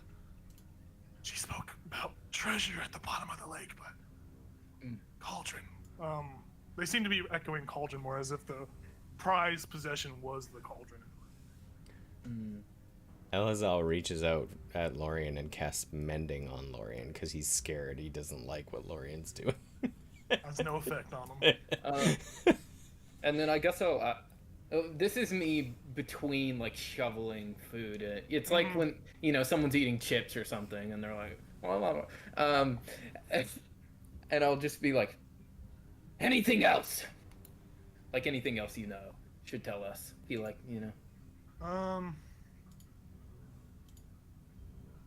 Spill the fucking beans. No, not really. Not really. Death, we're dead. I don't know. Dude. Who's right next? I can't tell what's going on. I see 50 feet up and Maud Chiselbone. That's. That is That's Ichabod. So he's still right next to Maud, or Ichabod? Did you Yeah, go to he's the on chair? He's on the ground. I'm checking out the rock. You went to the chair. Okay. So it's just Lorien and Maud right there. Pretty much, yeah. Okay. We're I'm having gonna a cast. conversation. I'm gonna cast. Chair's like over here. Ichabod. I'm gonna cast Creator to destroy water over top of Lorien's head, and I'm gonna create water. Okay. 10 gallons of water on top of his head. that's a lot. You just get soaked with the water. It's like I'm going to one of those water parks. Yeah. Except it's very cold. Very, very cold. And he'll just like stand up and look at you. What? And now that he's looking at all of you, he's kind of like licking his lips off the the guts that were left, but also he's kind of eyeing each of you. How tall are you again? I'm 7 feet. Okay, so a 5'7" Elazal just stands up to you and looks you in the eye like this. He's like, snap out of it. This is ridiculous. We need you, not whatever this is. This is me. Is this what you want? I'm in control. Are you? You're still alive. Okay, bring it on.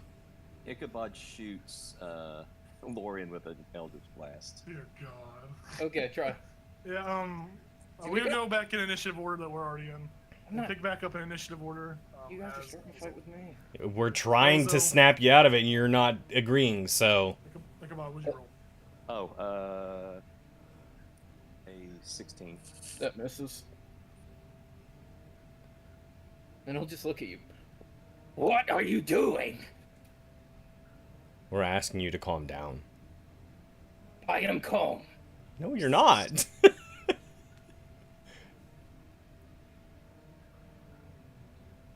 I'll leave when I want to.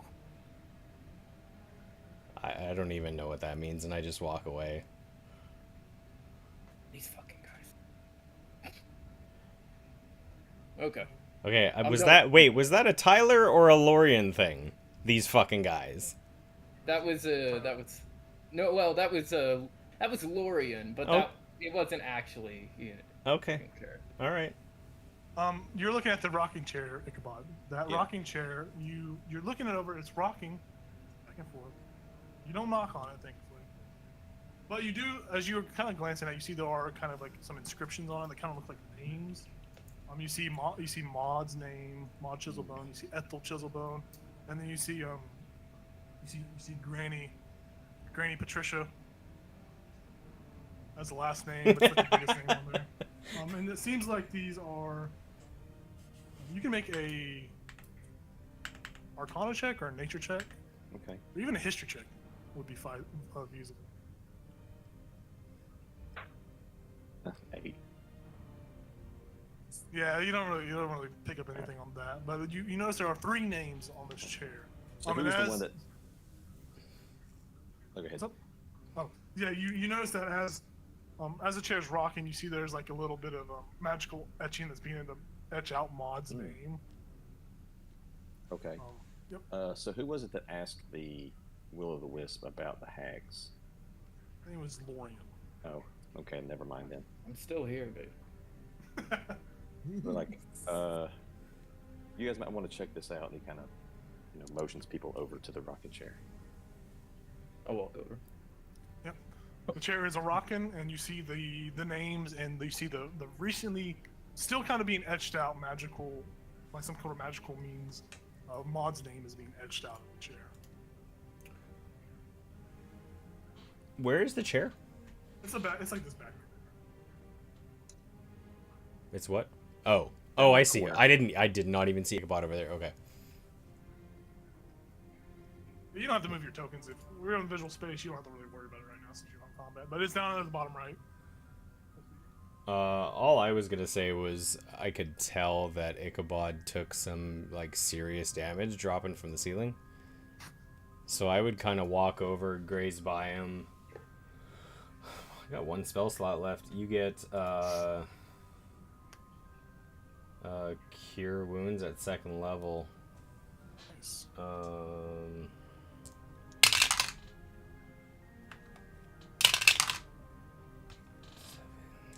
You get 11 back. Oh, nice. And then Eliza will keep walking and go over to Smeggle. Oh. I'll follow him over. Lauren will follow him. Can I loot the pot? The pot is empty right now, but you can look into it, and you as you kind of look at it, you kind of appraise it. I mean, you have you're good at selling hide stuff, and you know things value. You get this once over, you see the pretty pictures of like these nymphs and satyrs that are dancing on the side of it.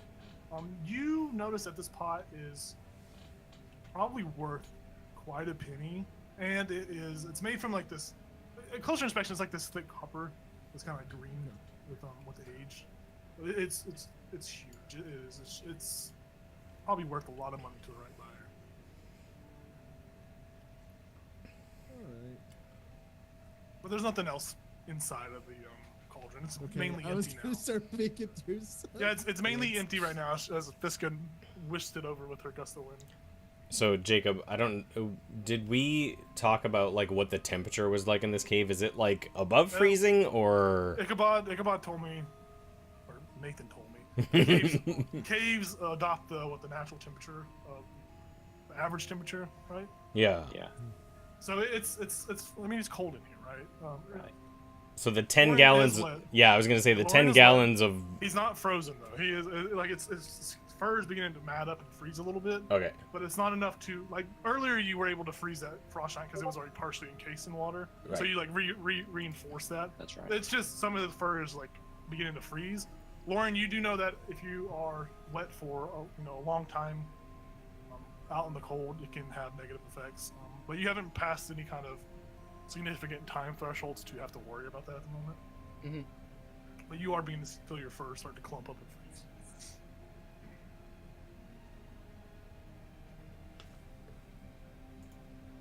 about 10 minutes go by, and you guys are able to. Whoever was sewing, Fiska, was sewing up the bodies. Oh yeah, I I was helping with the mending Yeah, you part. are able to get the skins on the bodies. You don't know if it's the right skin for each body, but did you want to ask another question to them before they leave? I was gonna go just pick up Smeggle. Yeah. And just kind of like look down at him and hold him, and just kind of, I frown a bit. Yeah. And I may still look like a monster, but in my eyes, it's like sad. Yeah, it's very heart-wrenching. Well, I would have been right next to him, so if I saw him do that, I would have had a little bit more understanding of the fact that he is cognizant of the current situation, but he's not who he normally is. So there's this the weird dichotomy of what the fuck.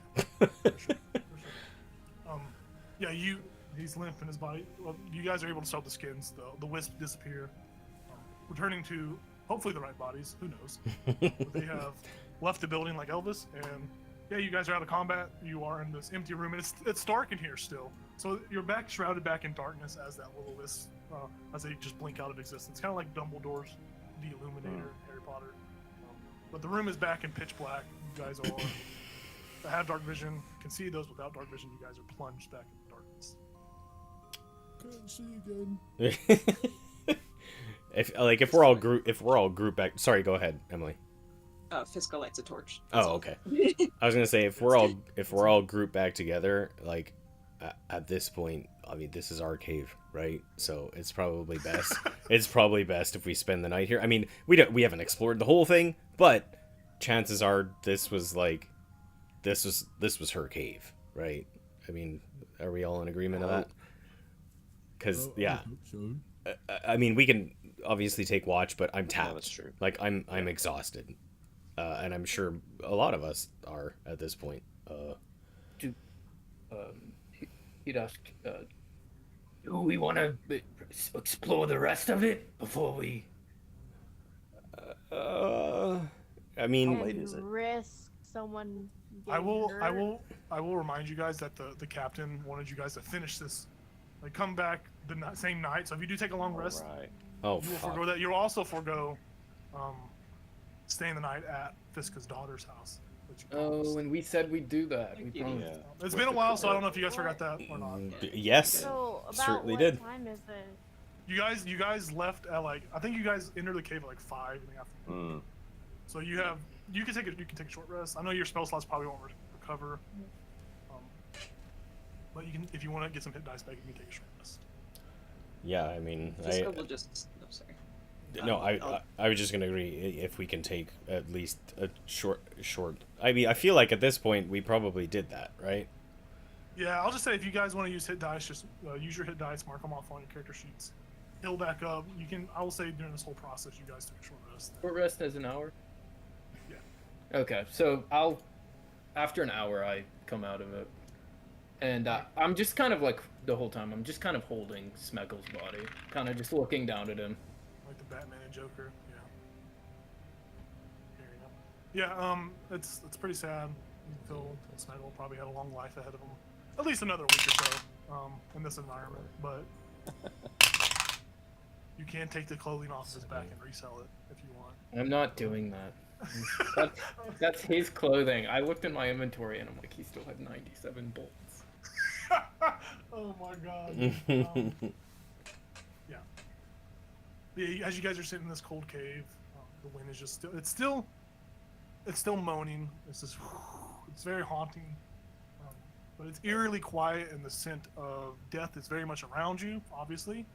But it seems as if the cave system breathes on its own. It feels as if there's a sigh or a relief of sigh, like a sigh of relief from the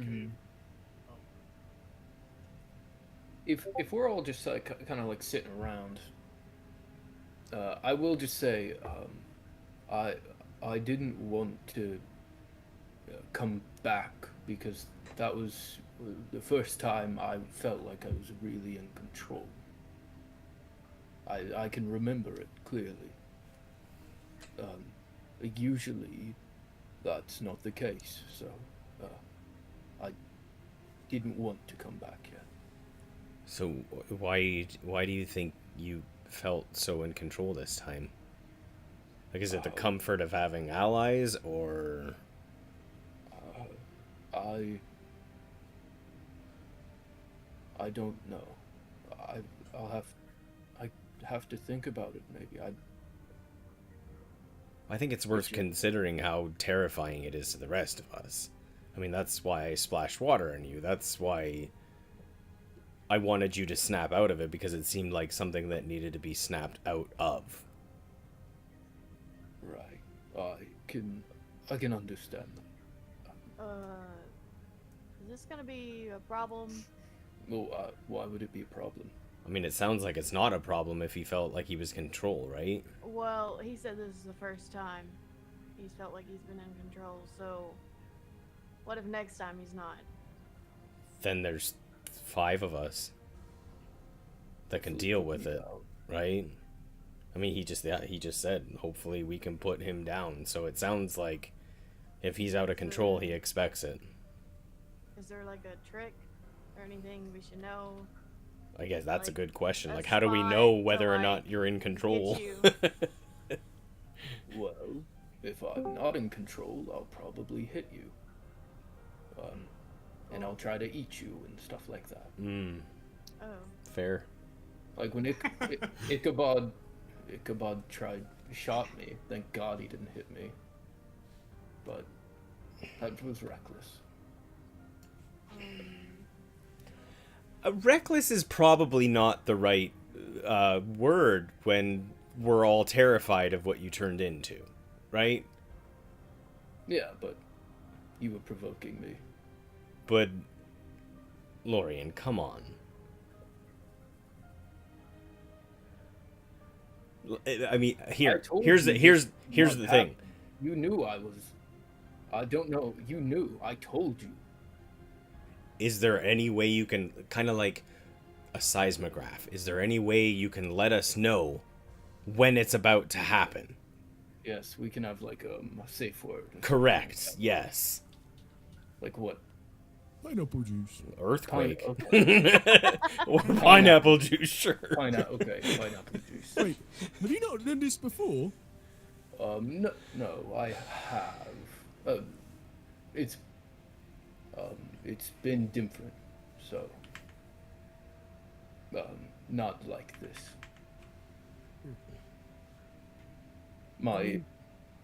When I'm there, certain emotions are heightened and others suppressed, but was still me this time. I mean, at first it kind of looked cool, and then you started eating the guts. It was kind of weird, but yeah.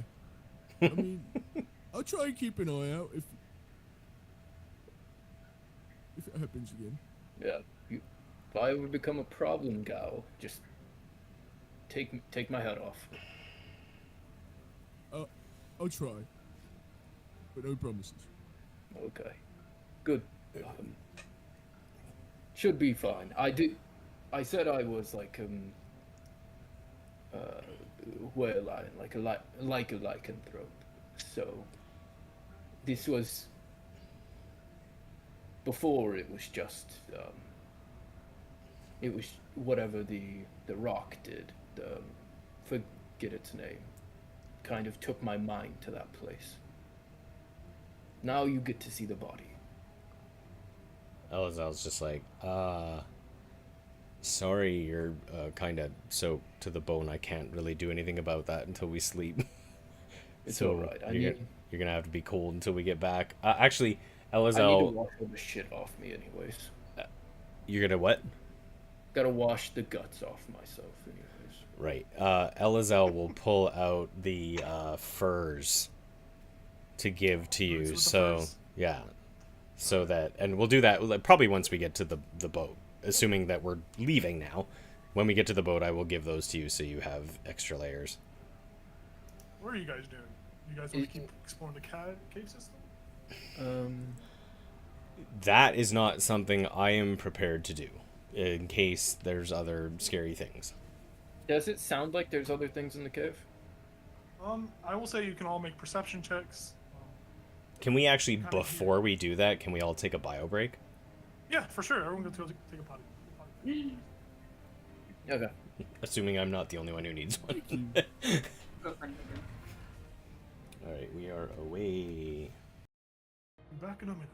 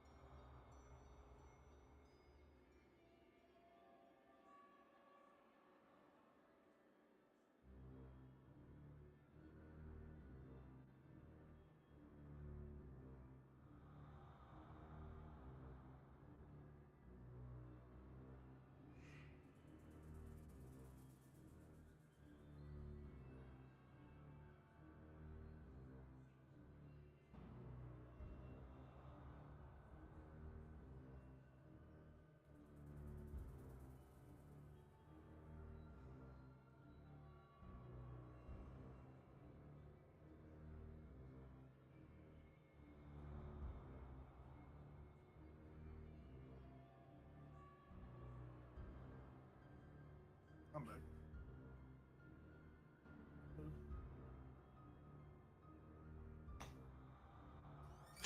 Yeah, I'm so happy you guys were all on a choke point. Y'all rolled low. No, I said y'all were how happy y'all were at the beginning of the battle. Where? Because y'all were in that little choke point. I was like, oh, this is going to be good for me, but bad for them. But thankfully, some of y'all moved. God, the last thing Smeggle did was wake her up. Poke, Oh, that's true. poke the bear and you get smacked. He didn't do It would have that. been. It would have been worse though if you guys would all got close and she would have effectively surprised y'all with her horrifying appearance or whatever. And y'all would have felt that. The whole battle would be bad.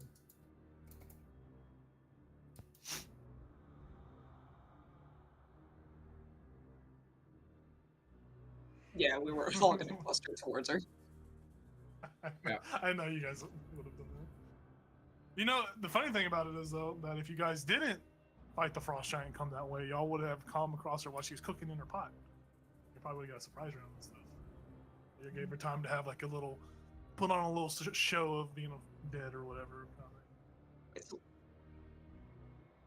Yeah. True. It was technically a real frost giant. It was a real frost giant, right? We could probably take one.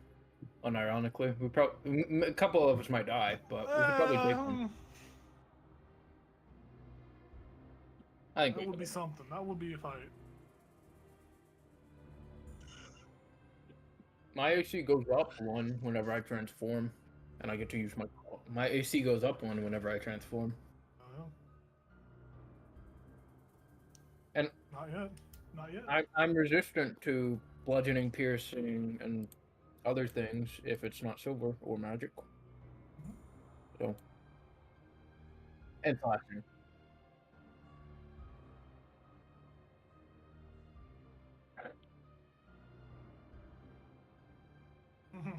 Oh, you're sick. All right, we're all back. We're all ready to game. Yeah, we're all back. Yep. All right, we are live. All right, welcome back, everybody. So the gang is all here. What are you guys doing? Are you guys wanting to exit the cave system? We were rolling perception. No, we're rolling perception. I will say before. This is going to be information that Fiska will know prior to the perception rolls. But Fiska, with your torch lit up, you see that this is a giant chamber, or giant. There's this giant layer of ice, and you see that in the ice there are these huge, what you could assume are frost giant skeletons that are very much withered away. Yeah. That's what you kind of see from here. You can't really make out too well what they're wearing or anything, but you see their large bones. But go ahead and make perception checks, everybody. And Fiska, you will get more information if you get a higher, or get a better perception check. And so. Perception. Most. Can I be Milo? I got 19. Oh, ball sack. 6. All right. Yeah, what'd you get? 21. Nice. Fiska, what'd you get? 18. All right. So, Ichabod, what'd you get? 4. Okay. So. All of you away from Fiska, because Fiska's kind of over there on her own, nosing around with her lantern out. All of you can pretty much feel confident that you don't hear anything that sounds intimidating or threatening, at least at this portion of the cave. And you feel that you are, at least this back half of the cave, even with just like assuming general information, you know that there's probably not going to be a lot of creatures this close to the hags, or quote unquote like lair. But you feel as if the back half of from that river y'all cross, you'll feel as if from that river y'all cross that the area is safe. In a sense, that's what you pick up. Fiska, with your cool roll, and you're over there. That little, you look closely at that frost giant that is in that water right there, and you see that there is it's wearing this armor, and the armor itself it looks like there's a symbol of like a clawed paw. A what? Like a clawed paw.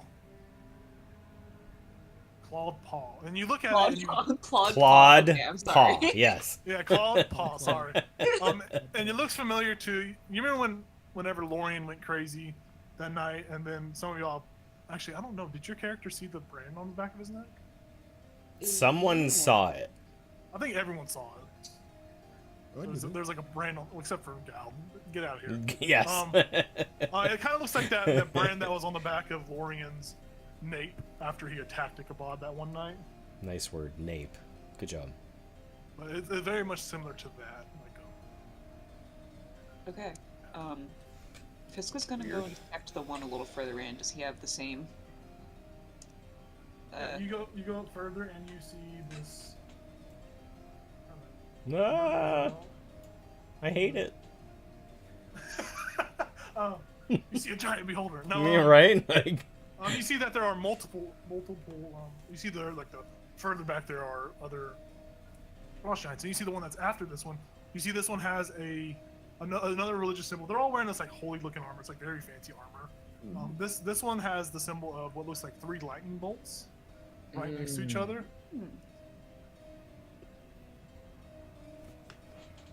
And you get the sense as you're like pushing further into this like area that there is these frost shines have some sort of like religious symbology with their armor. Like you gotta get that input. Cool. Fiska will come back and tell Elzal what she saw. The resident religion man. Oh shit, I'm dragging the wrong thing. Hold please. I'm on the wrong screen. Oh.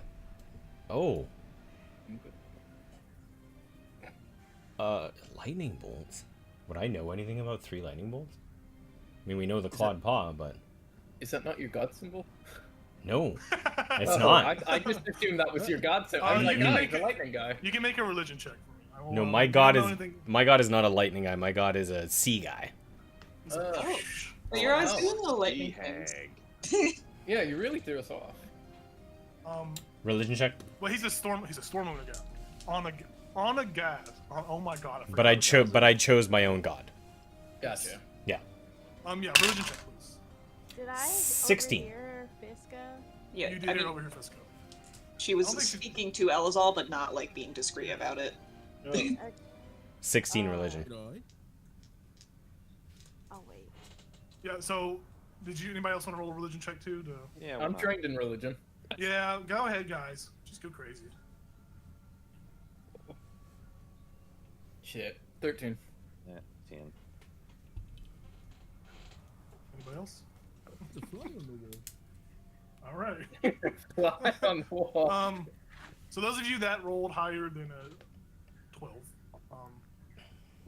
this is the symbol of Talos, also known as the Storm Lord, the Destroyer, the Wildfire, the Raging One, the Storm Star. He's got some cool names. But you know that this is Talos. He is a destructive force of nature, and he's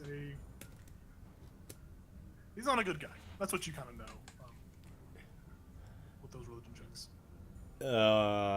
So I will mention that, and then I will question my lightning powers, because I mean, yes, I know the god that I chose, but that might not be the god that chose me. And so I will ask Fiska to take me closer to where she saw the 3 lightning bolts, and I will make sure I have my crampons. Crampons? Is that the don't slip on ice things? Okay, yeah. Yes. You guys already have all those like attached to your feet already. Okay. Yeah.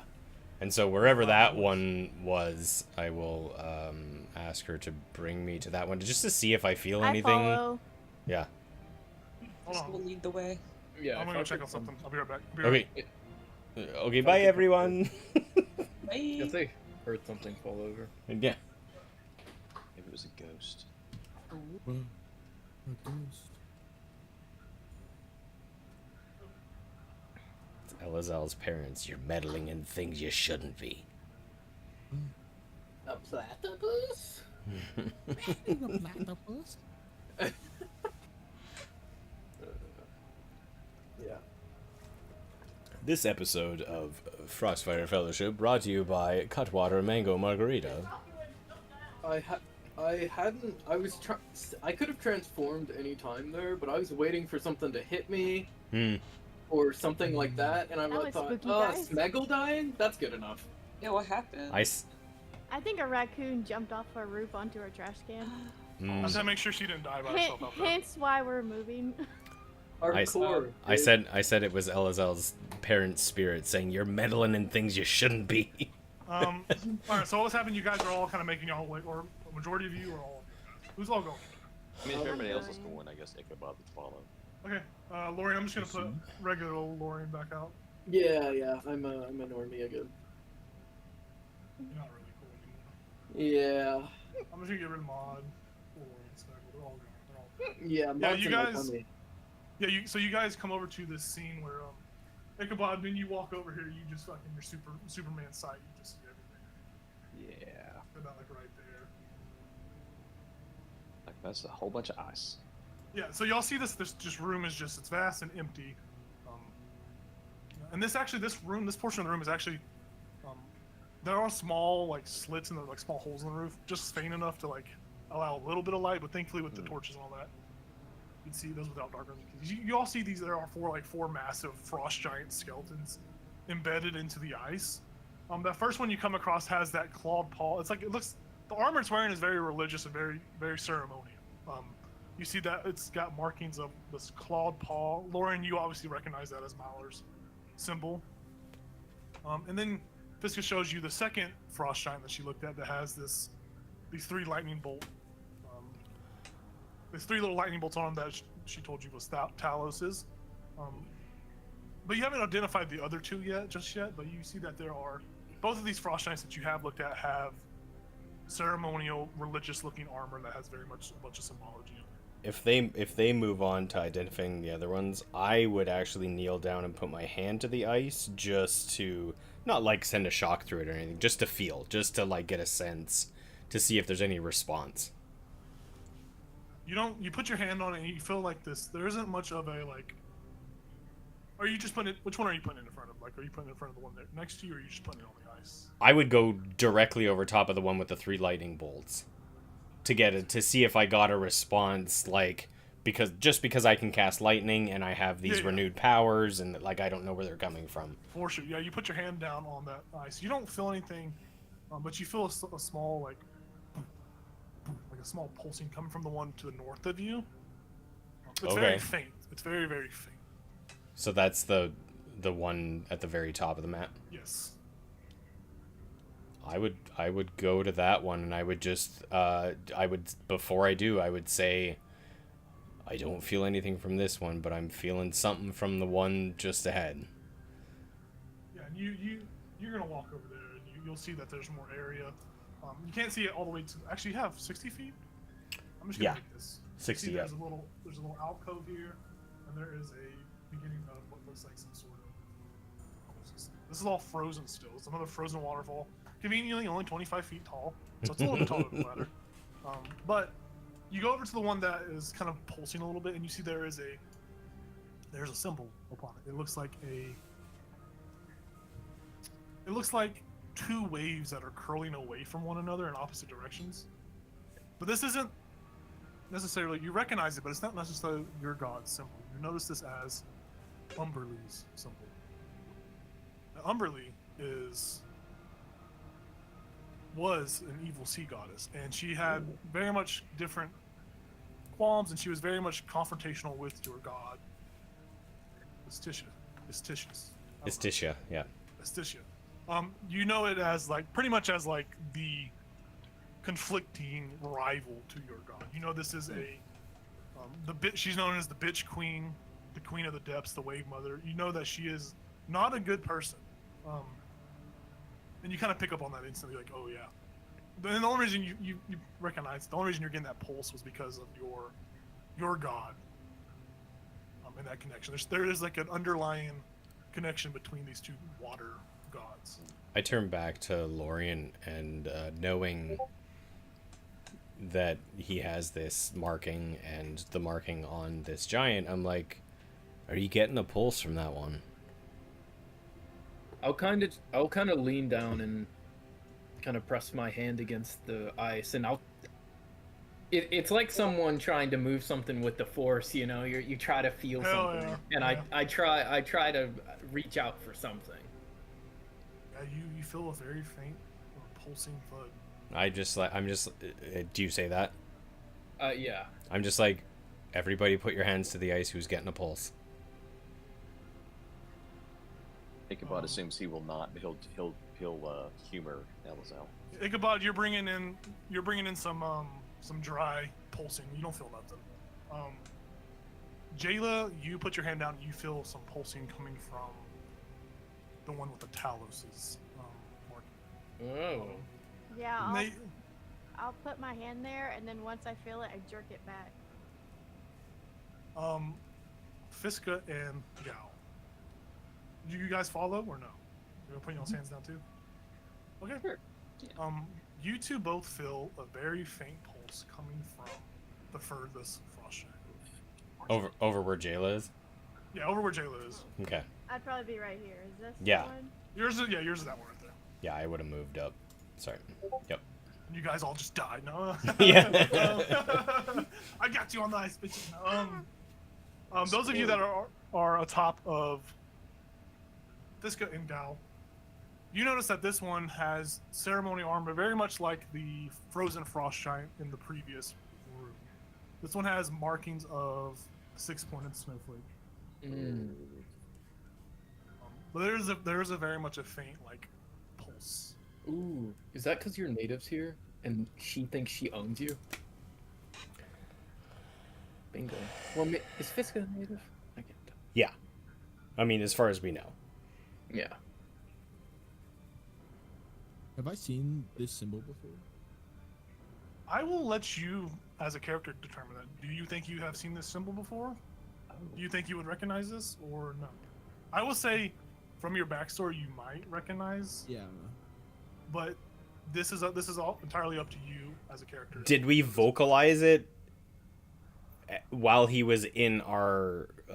Well, remember he has those blue eyes, so that's we mentioned. Bars. Okay. He's evil. He's evil. Kill him. Right over top of the giant. I will let you make that decision, Ethan. No, is your character very religious? No, not really. I think I'll say. Oh, you go ahead. I'll say I won't know it just because. Okay. I will say you recognize it. You recognize it, but you don't entirely know what it is. Oh, so he's seen it before, but he's like, whatever. Like, question is, do Fiska or Gal vocalize the pulse that they feel? And Fiska, your pulse isn't entirely coming from the ice, but you feel it coming from your little pocket mirror. Fucking knew that was gonna come up. Oh, you're getting a face plan. Yeah. Yeah. She definitely pulls out the mirror. Yeah. Do you open it? Shit, this seems dangerous. No. Okay. Yeah. You. I will say you pull it out and look at it, and it looks to be like it's kind of glowing a little bit. Like think of like Sting off of Lord of the Rings, like the sword. Mm-hmm. It's got a faint like blue aura on it, but it's not. It doesn't like hurt when you touch it. She puts it back away and remembers that a shopkeeper once offered her like 200 gold for it, and she's like, "Shit, I should have taken that." Gal, do you vocalize the pulse that you feel? No, I don't. You don't say anything. I don't say a word. Okay, so Elazar will be like, so two of you went over to that giant. Did you feel anything? Or were you just like checking? I don't know. I recognize the symbol. I've seen it before. That's kind of it, though. Where have you seen it? Oh, I don't even remember. I'll be honest. Okay. Oh no, that's fair. I mean, what? Actually, we're far enough away. What is the symbol? We haven't seen it yet.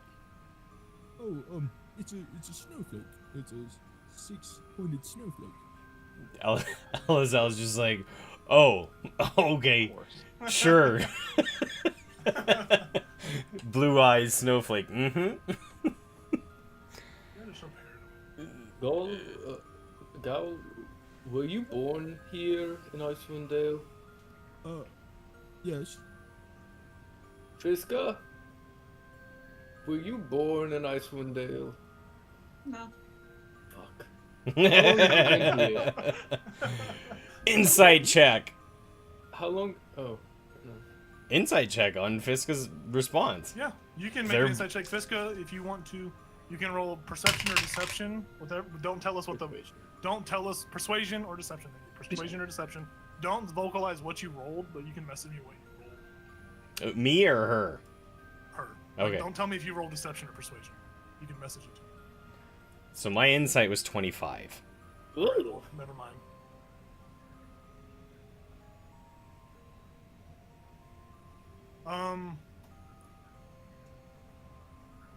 You believe? Well, actually, you tell me. Yeah. I'm confused too. Yeah, you believe her. You believe her believe her. She appears to be. She appears to be, and she more than likely probably is telling the truth about not being wrong. Okay. How long have you lived here? Are you naturalized? Or...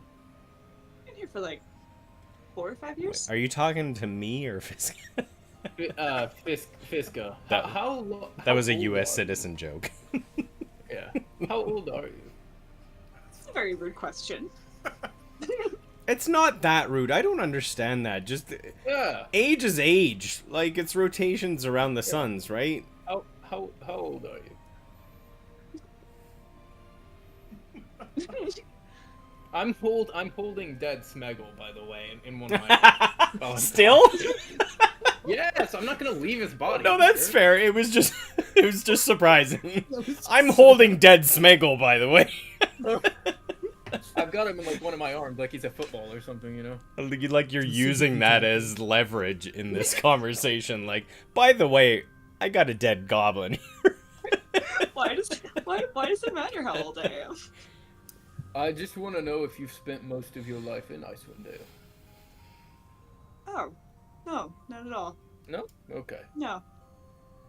I'm trying to form a theory on why that would work. My running theory was, oh, you're both born here, or oh, they think they own you, like the snow bitch or whatever. Well, can we discuss theories on all of the pulses that we got out of these giants in this ice, including Gowl? Like he's not hiding anything. I know exactly what's going on over there.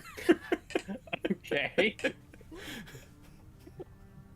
Before you guys address this issue, something happens in this room.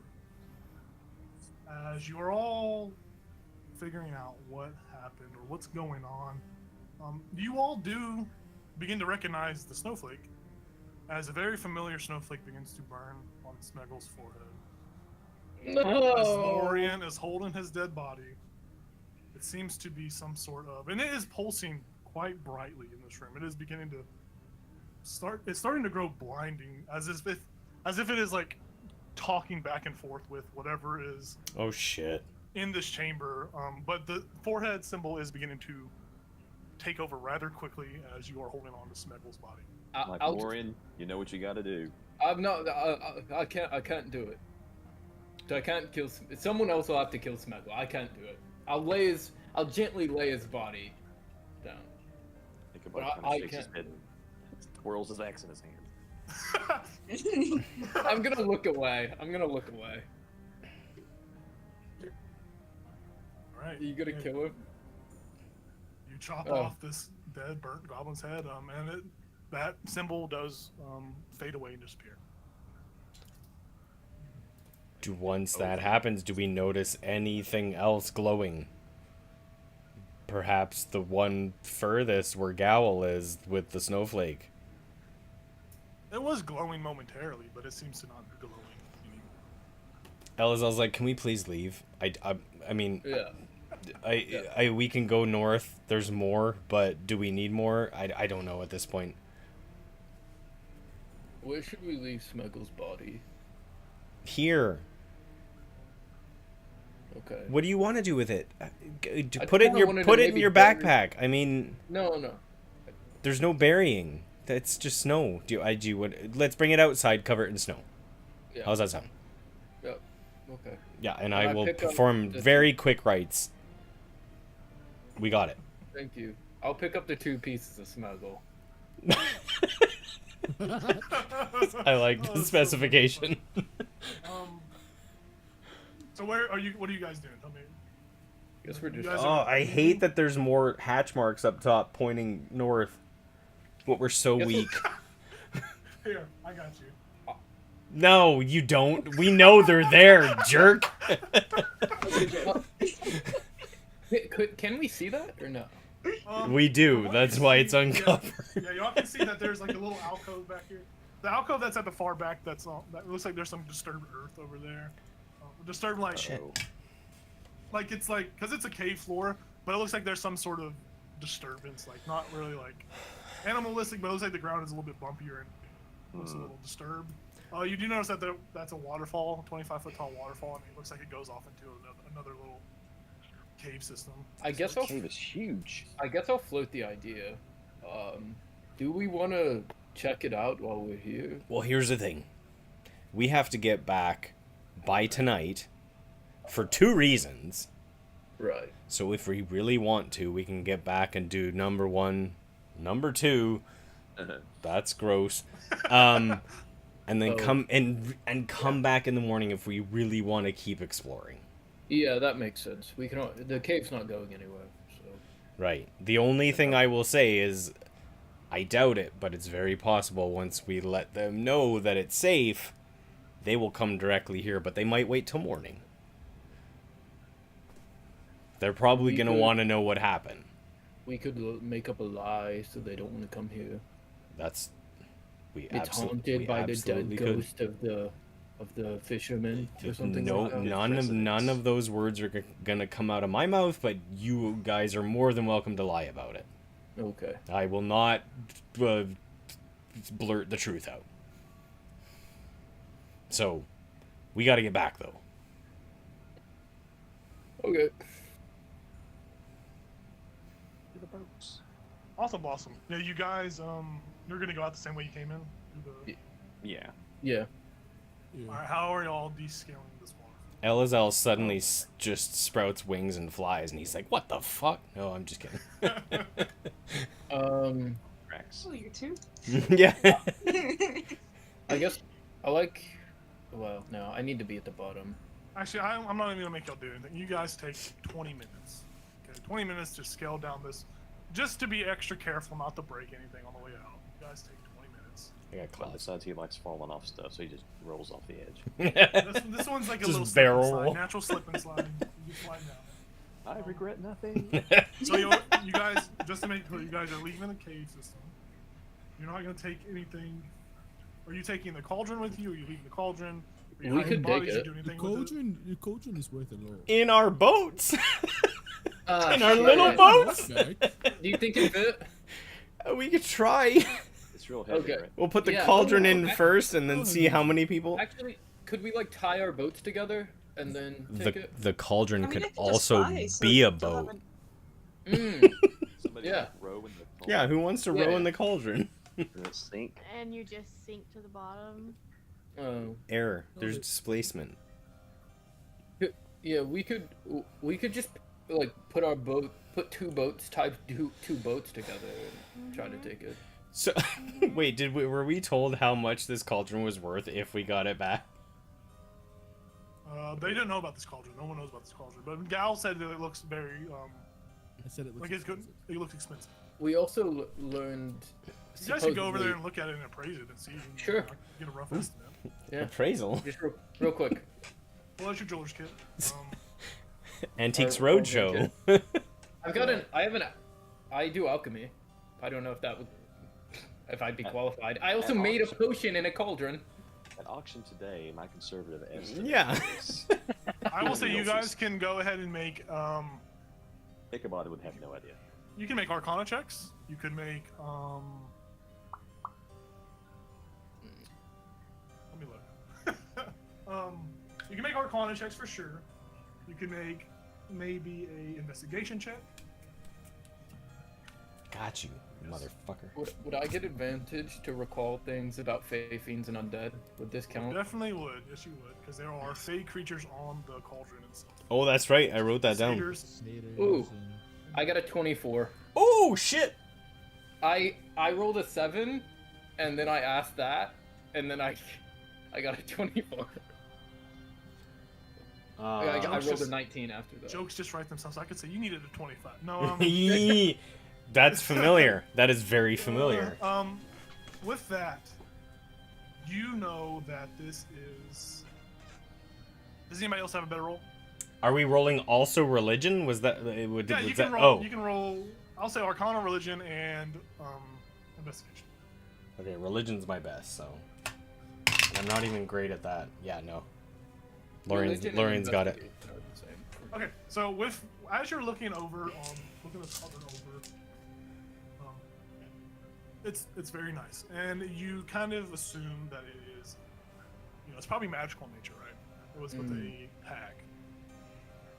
You actually have read about this before, and you heard about something like this, mentioned the description when you were back at your temple. Right. This is what is known as a cauldron of plenty. If water is poured into this cauldron and stirred for 1 minute, it transforms into a hearty hot stew, which can provide 1 nourishing meal for up to 4 people per gallon.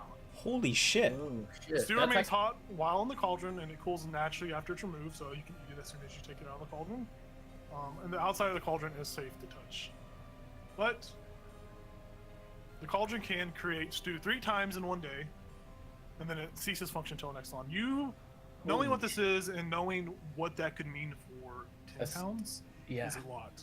You roughly estimate this could probably fetch you about 2,500 gold. Oh, good call, Gao. Gao makes us so much money. He's in. He's staying. That's like a rough estimate. He's staying. It looks like a pretty cauldron. I don't know. Oh, I will. Back in the temple, I read about this. Yes. And you guys all know what I just. And I'll be like, Gao, you fucking genius. So, alright, let's start picking it up. We're taking it with us. Elazar's like, do we try to like row it as a boat, or do we try to, like you said, attach the boats together and put it in between? We can like just put I'll answer that question for you, because as you pick it up, both of you recognize and realize this is probably about 500 pounds. Right, but there's a lot of air displacement, right? Like. Well, we don't have to take the boat. Like the Titanic. We could walk. It's worth walking. Oh, you're right. It's worth walking for 1,500. So I will say. 2,500. Yeah, I will say, I have no spell slots left. So, taking a risk. We haven't gone that way. We've gone the other way. Yeah. So I can't heal if anybody's hurt. So. I think. You also, as you guys are you still in the same spot, or have y'all moved? We went to the cauldron. You went through the cauldron. We went, back to the cauldron, and then, You guys are kind of if we're appraising it. Yeah.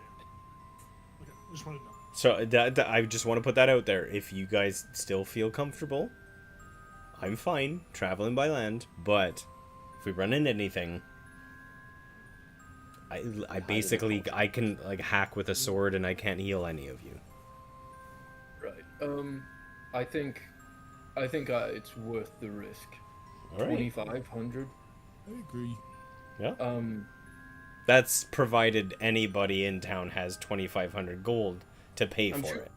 I'm sure the town has 2,500 gold. You could assume that is coming. Ooh. Also assume that the town speakers would pay a lot for this item, and you probably would have some sort of favor earned in a respected town.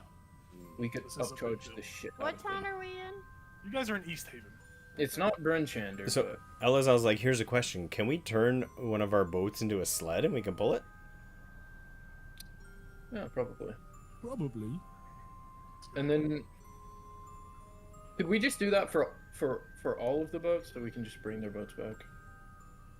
Yeah, if they're still there. Right. Okay. Good call. Sure. We just assumed there was only 2 harpies total.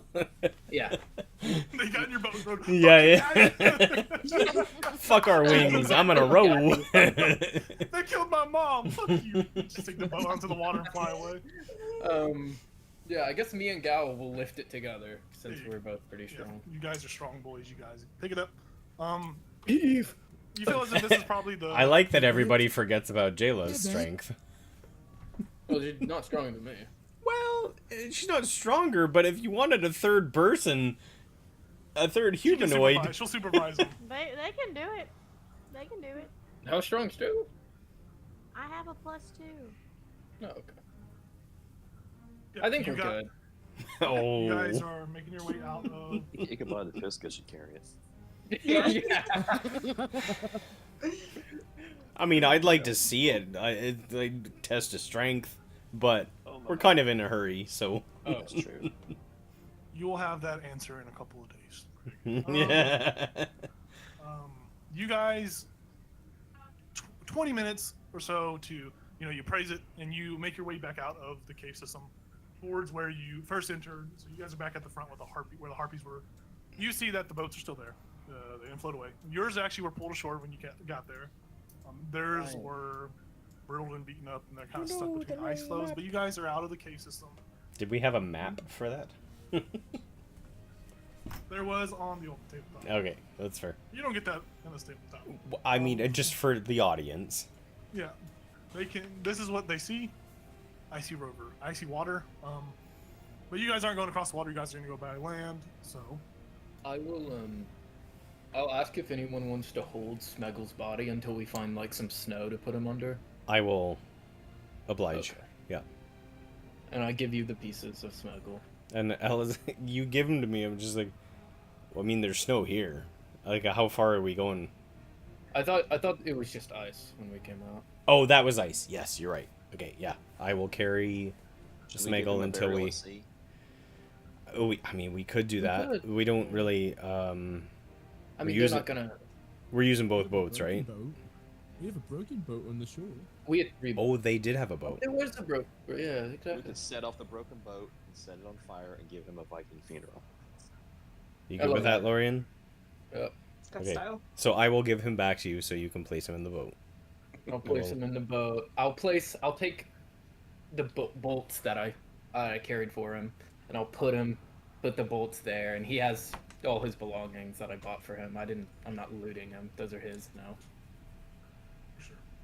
Can you guys? Loot later. So you We're guys gonna are burn it. planning to come back? Is that what you're?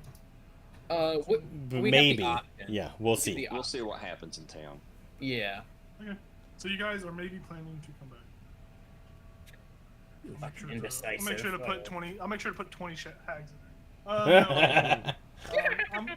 You guys are we're gonna go to this idle screen. This is the best I have for like wilderness travel. So you guys are outside of the cave system. Yeah. With the cauldron in tow. Star, I know you said you wanted to loot the big giant on the way out earlier in person. You go ahead and passively go through it. There's nothing to it besides the ceremonial armor. It's all bones, Cool. like the movie. But you guys are outside of the cave system. Feet of the hag.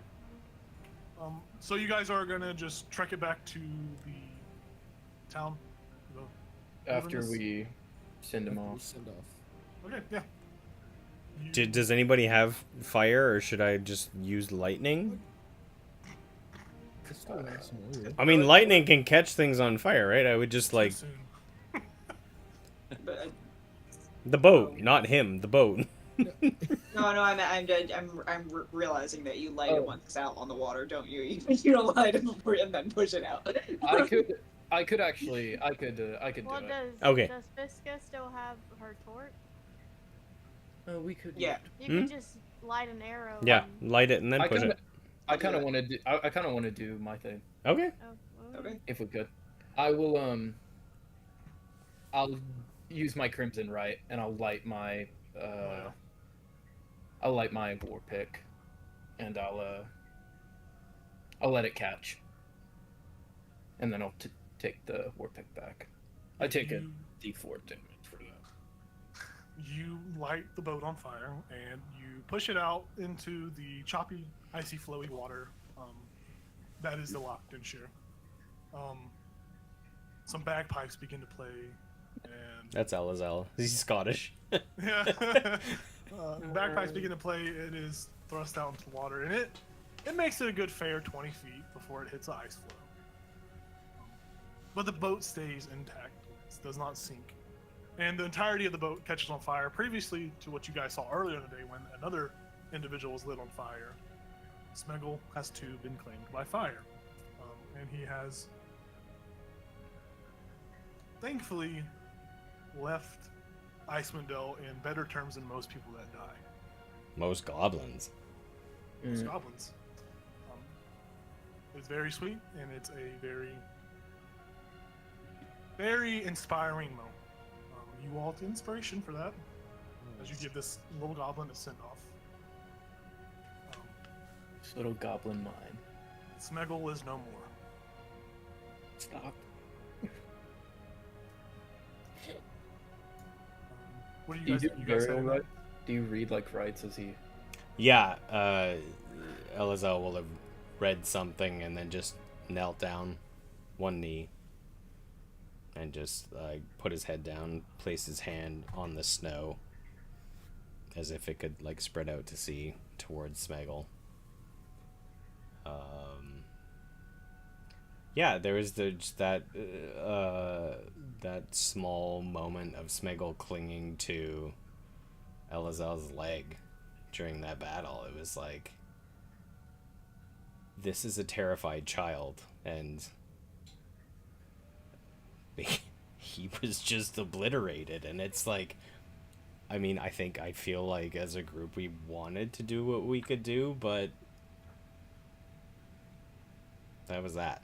And so at this point, Elazel hasn't really been able to do that for any of the dead that have surrounded us.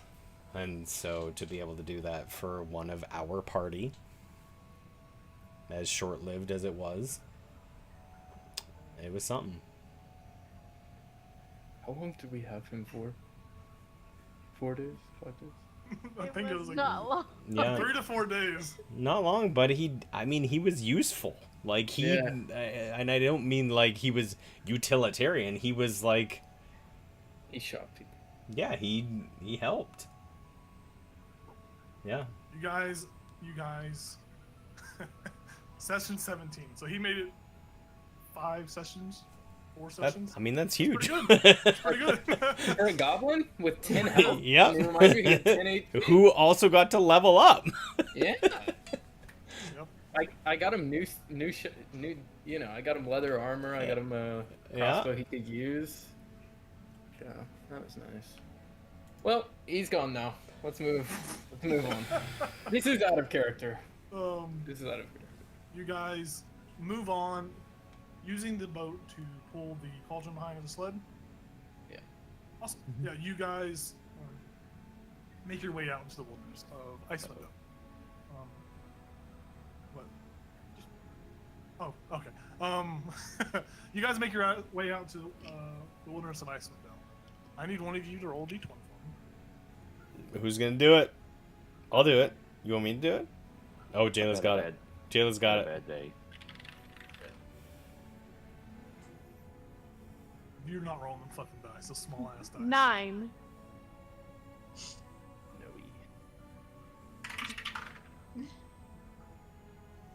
it's a bad. You guys are making your way out into the wilderness. And as you guys are traveling, you're not overtly like too far from town, but you are in the traditional wilderness of Iceland. It's just like any other day in Iceland. The winds are buffeting, the winds are cold, but there does appear to be a looming blizzard far off in the distance. Far, far off in the distance. How bad does it look? Pretty bad. It looks worse than any blizzard you've seen before, but you notice that it's far, far off in the distance. It's like it's near where the mountain of Kelvin's Cairn is, which is from East Haven, from your current position. It's probably 6 or 7 hours. It's a journey, but it's still a very massive storm that you can tell that there's a blizzard. We can probably upcharge for this then. But you guys push your way through the terrain. Well, once we like recognize that as they are pushing, Elazel will turn around and just kind of like a dog, just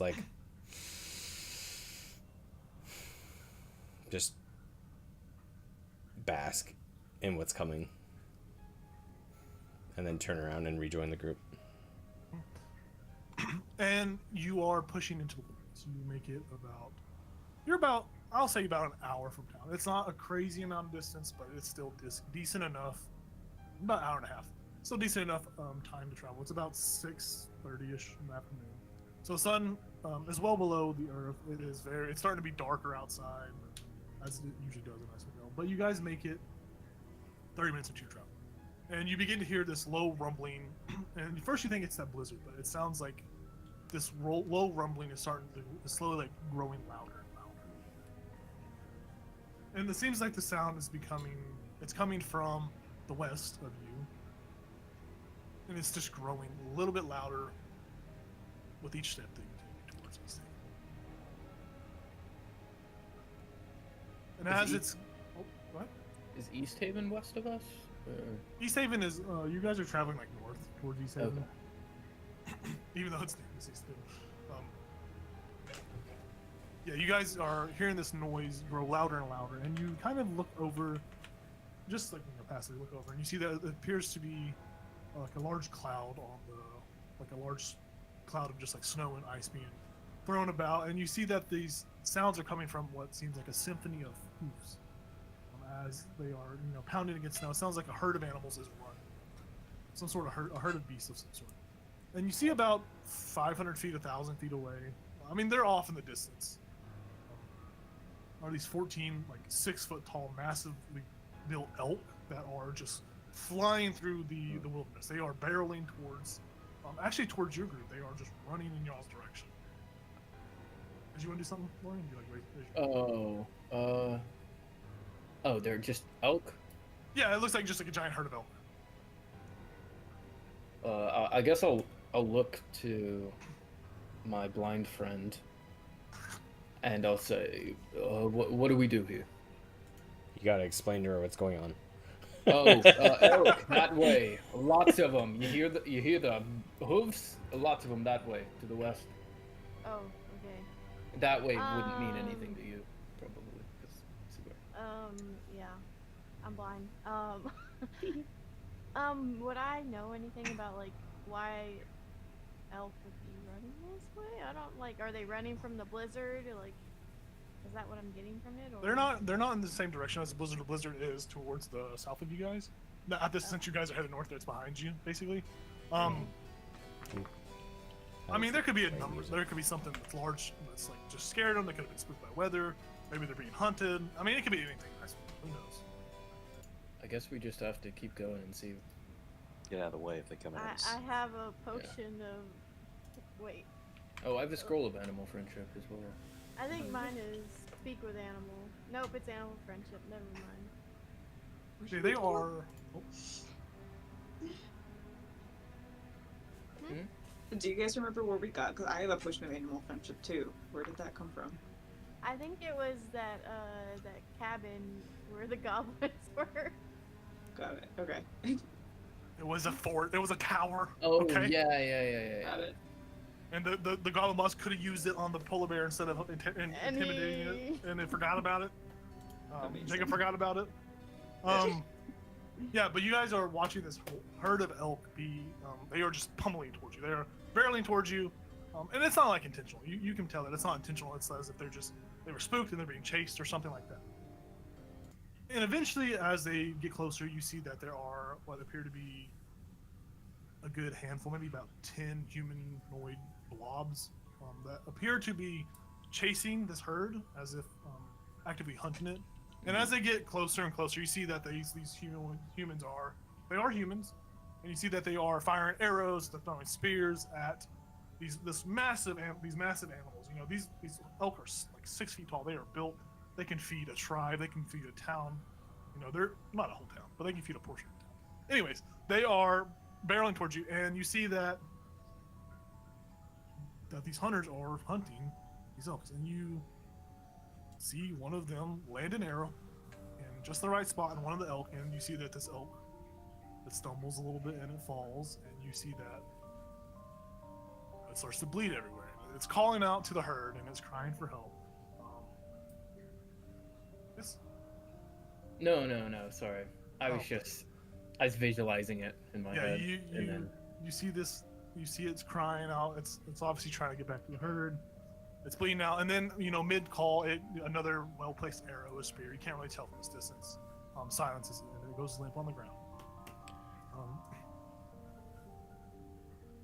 Its suffering ended, but you know that this isn't uncommon in Icewind. Tragedies like these happen.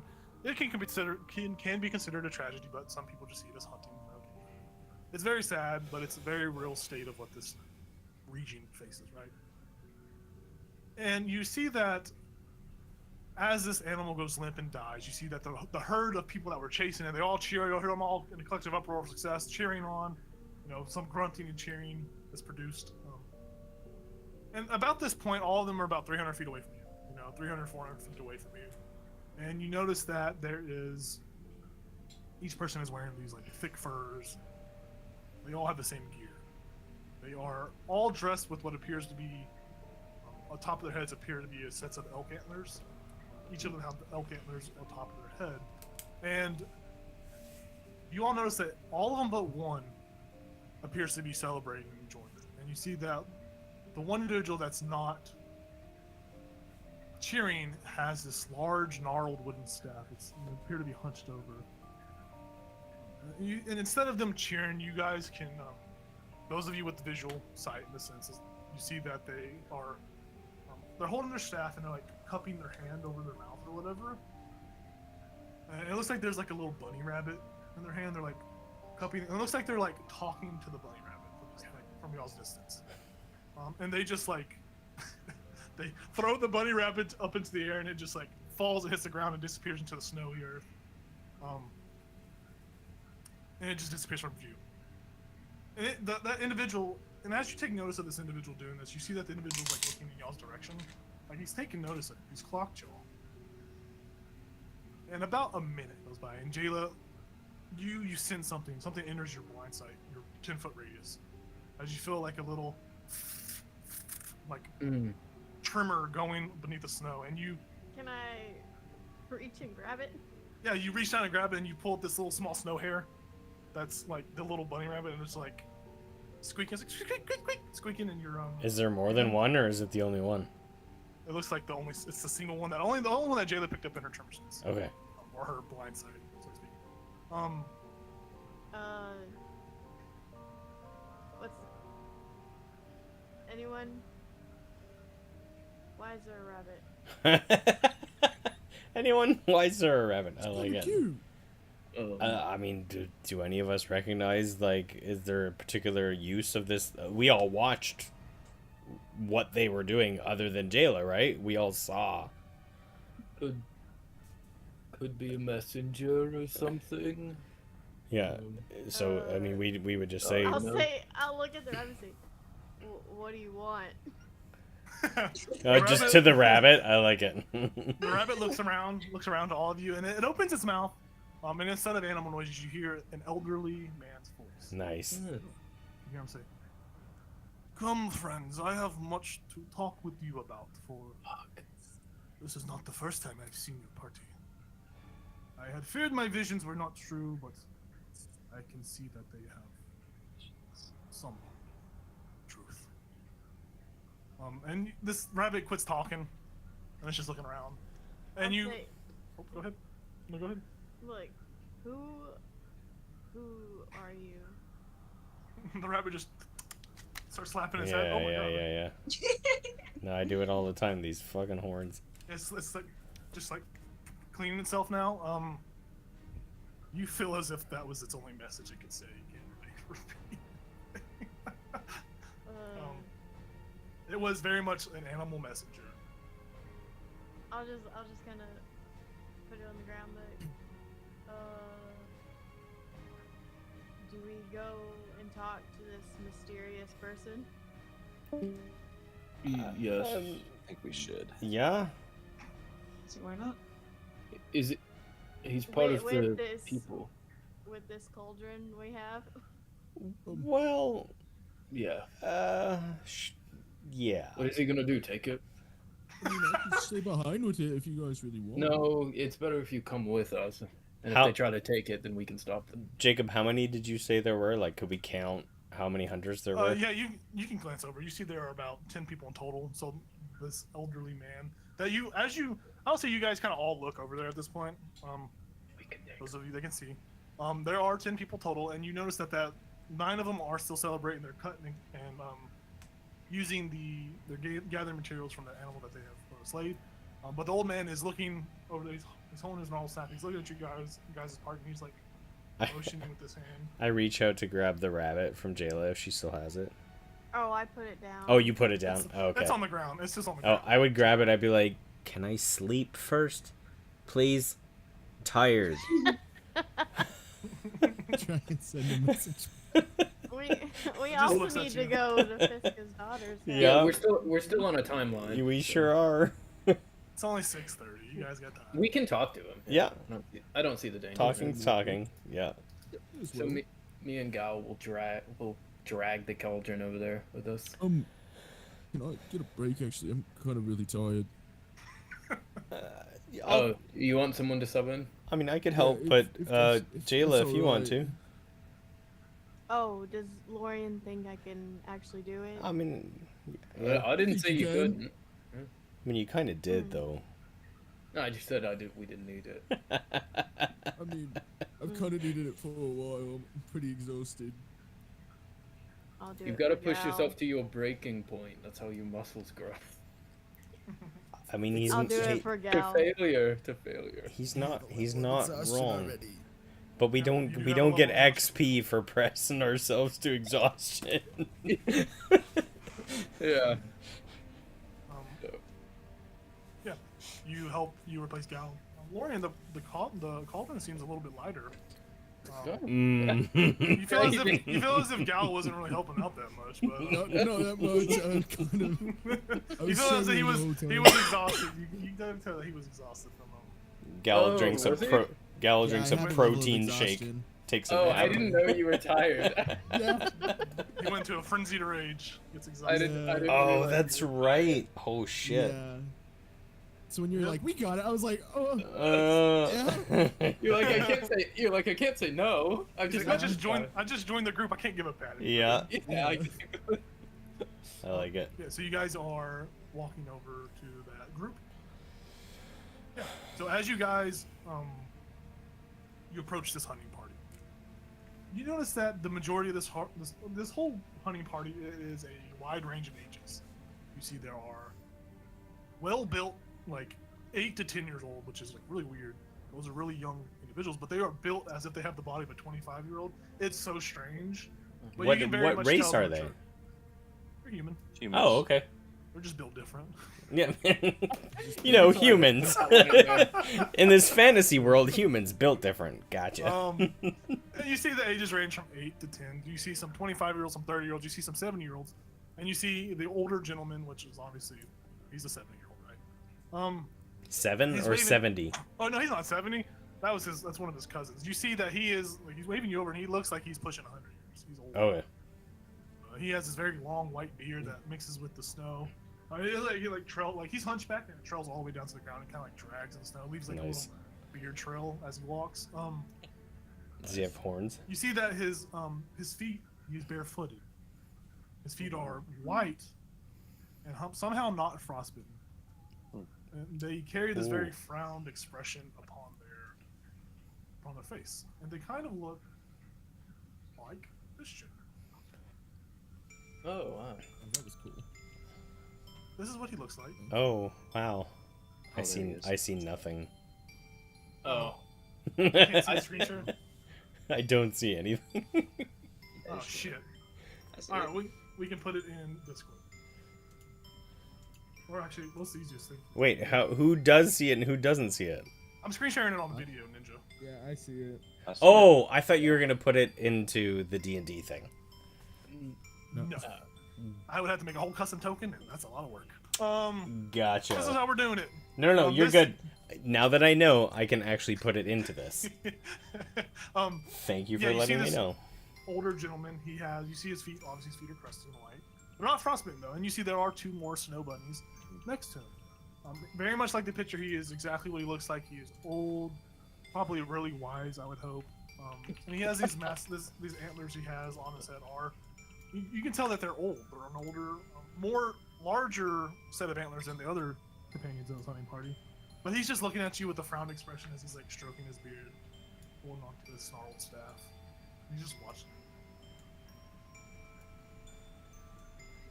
Hey. What up? What do you want?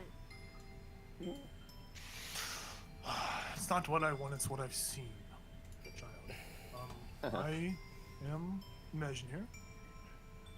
I'm a shaman of the Elk tribe, as you can. This is some of our numbers. We have traveled many days, and we finally found our first successful hunt. Did you know that there's not that many animals that live far from tin towns these days? You want to know something strange? Sure, not once did we come across a single carcass throughout our travels. It's as if the animals we live on are dwindling. The corpses are no longer remaining. You know, I had feared this day would come. I have seen the dire end times. These end times are upon us, my friends. Quick I've question. seen Quick all question. of you. Yes, sir. LSL. No. Yes. That's weird. We'll get back to that. How do you define the difference between animal and a beast? Because we've come across a lot of the latter. And if you're running out of the former, you know. Well, animals are what, you know, elk, meese, moose, geese, goose, chickens, axe beaks. Yeah, those are Animals weird that you plurals, but you go ahead. He strokes the beard some more. Beasts are, you know, creatures that, you know, actively hunt these animals. I guess we are beasts of nature, just like, you know, beasts of burden, I guess. But I haven't seen many beasts either. It seems as if beasts are dwindling too. It's not a shared, or it seems to be a shared. It is a shared occurrence in these lands. But welcome to the end times, my friends. How are y'all? How are y'all all doing? I see that you have everyone. You have Gal. Wait, You have Gal. we have everyone, which means you expected us to have a certain amount of Oh yes. individuals in our group. I have seen it many a Wait. days. How the fuck do you know their names? How do you know my name? I am a shaman. I am very wise. He's just stroking his beard this whole time, playing with his beard a little bit as he's talking to you all. What do you know about us? Oh. Mostly uncertainties, but enough to be familiar with you all. I know your names. Mm-hmm. Ichabod, Isco. He names y'all's names. I'm not gonna do it. Yeah. He names you're your good. names. He's stroking his beard still. He pounds his staff on the ground.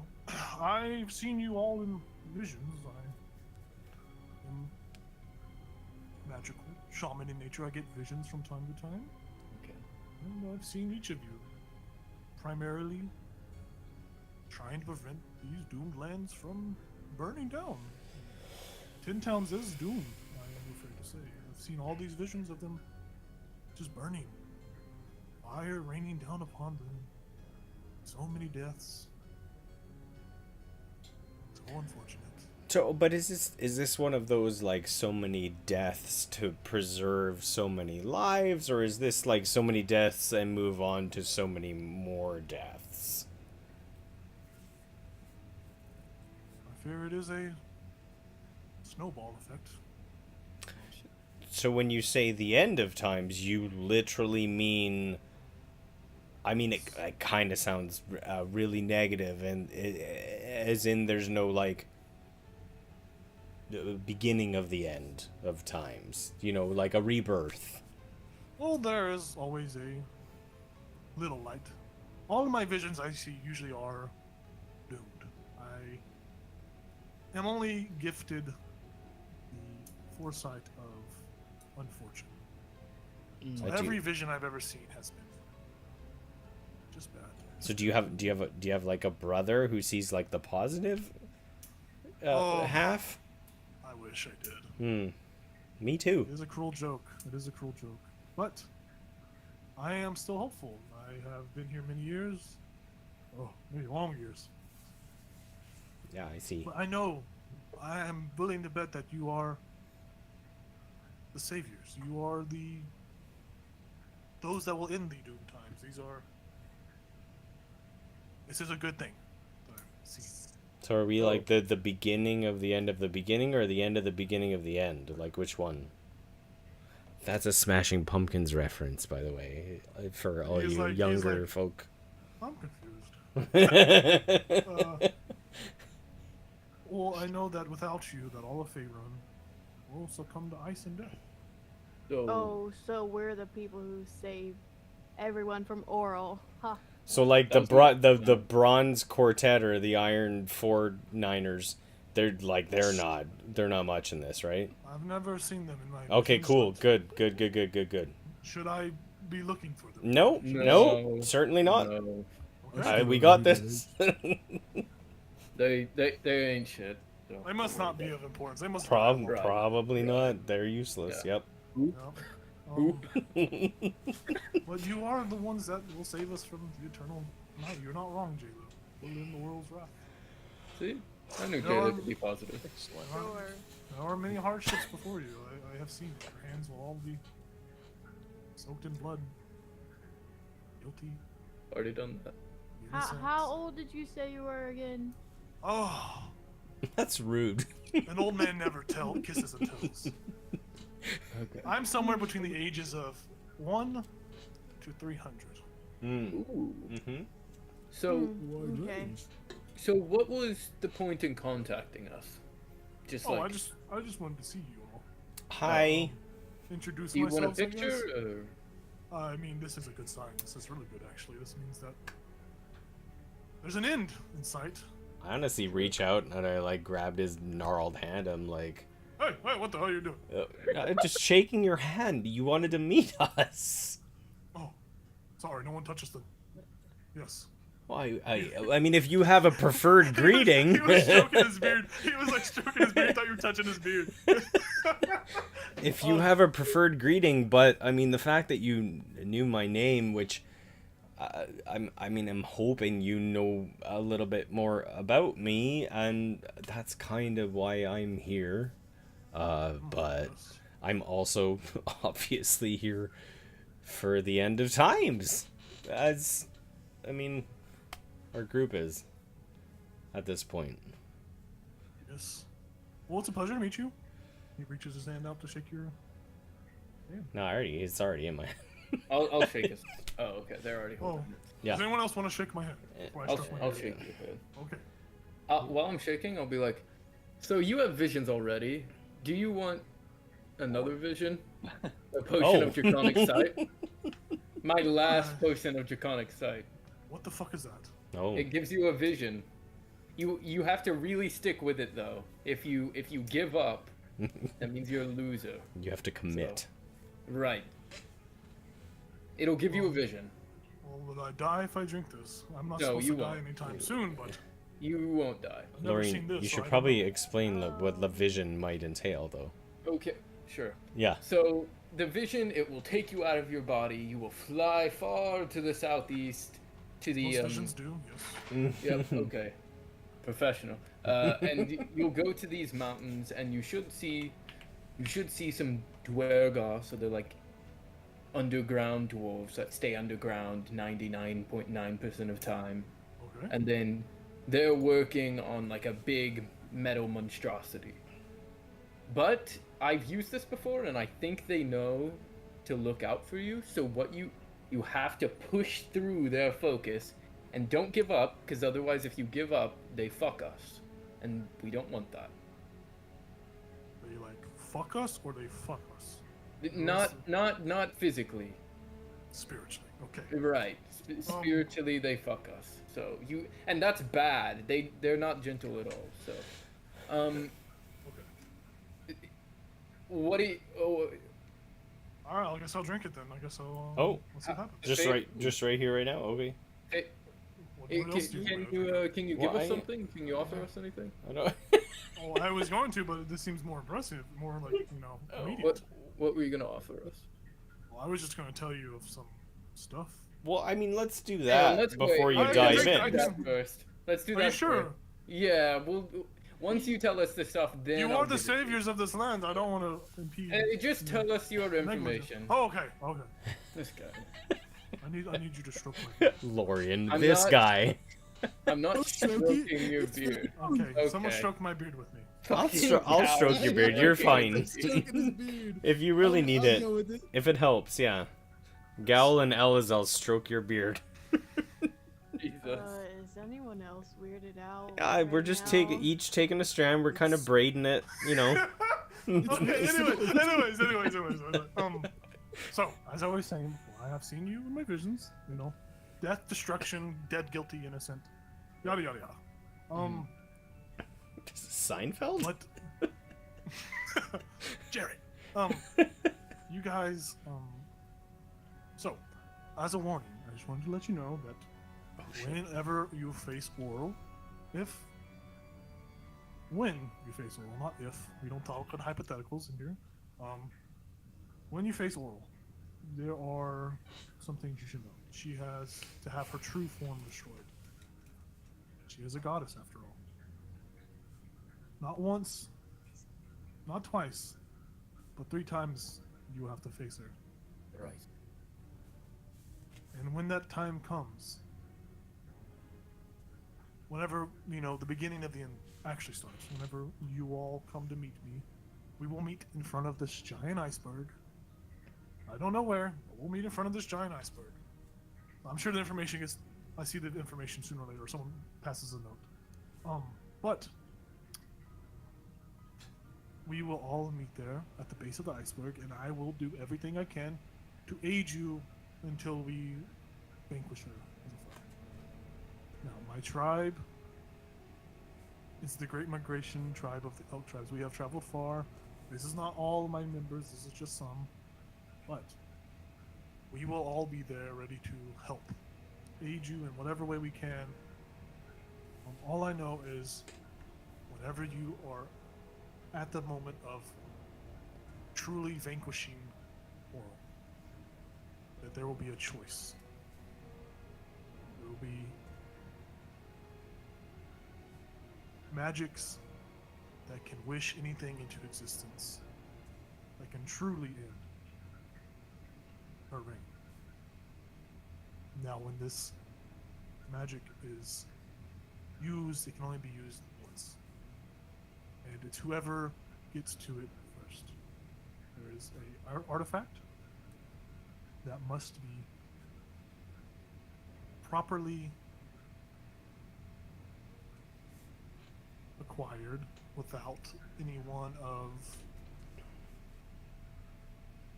malicious intent, anyone that wants to see these lands crumble. That must be used only when you have taken her last form down to its finality. As far as my visions go, that's all I've really seen regarding Oral. I have seen other things, very vague things. Most of them not really good. Most of them ending in death. Those I feel are better left out. I can probably tell you how each of you has died in my vision. Well, that doesn't really seem like a good thing. Yeah, no. It really doesn't. I do say that. You know. How do I die? No, Lorian, we all die. Lorian, we will all die. Whether it is on this quest or after this quest, we will all die. It does not matter. Right? Do you know of our,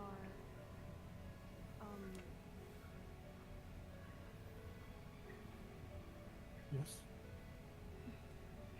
do you know, Romaya? Is she killed? I have seen you with someone before.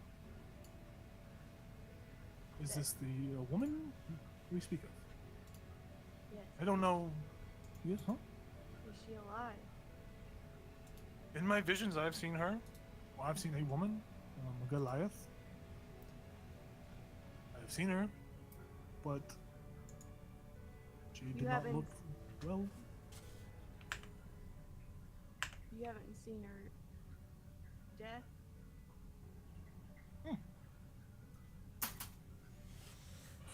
Not really. I've seen her very sickly, but I didn't see her die. I've seen you die many times. Ooh. I've seen all of you die many times, different ways. But these visions, they don't always come true. I hope they don't come true. They don't always come true. Mm-hmm. And I am not going to tell you how you die. That was a joke. I'm an old man. Oh. Humor is very shit dry. Okay. I feel as if, you know, for sometimes knowing too much, it will send you down a vicious path of desperation against what has already potentially been foreseen, and plus, it could change the fate of this world. It could alter your paths. It could lead you to disbanding, which you all need to stay strong beside each other. There are many hardships that come. There are tons of hardships that will be ahead of you. But I've only seen the end of the world, so it doesn't really matter. You know. Is that all? Anything else we should know? Just like off the top of your head? I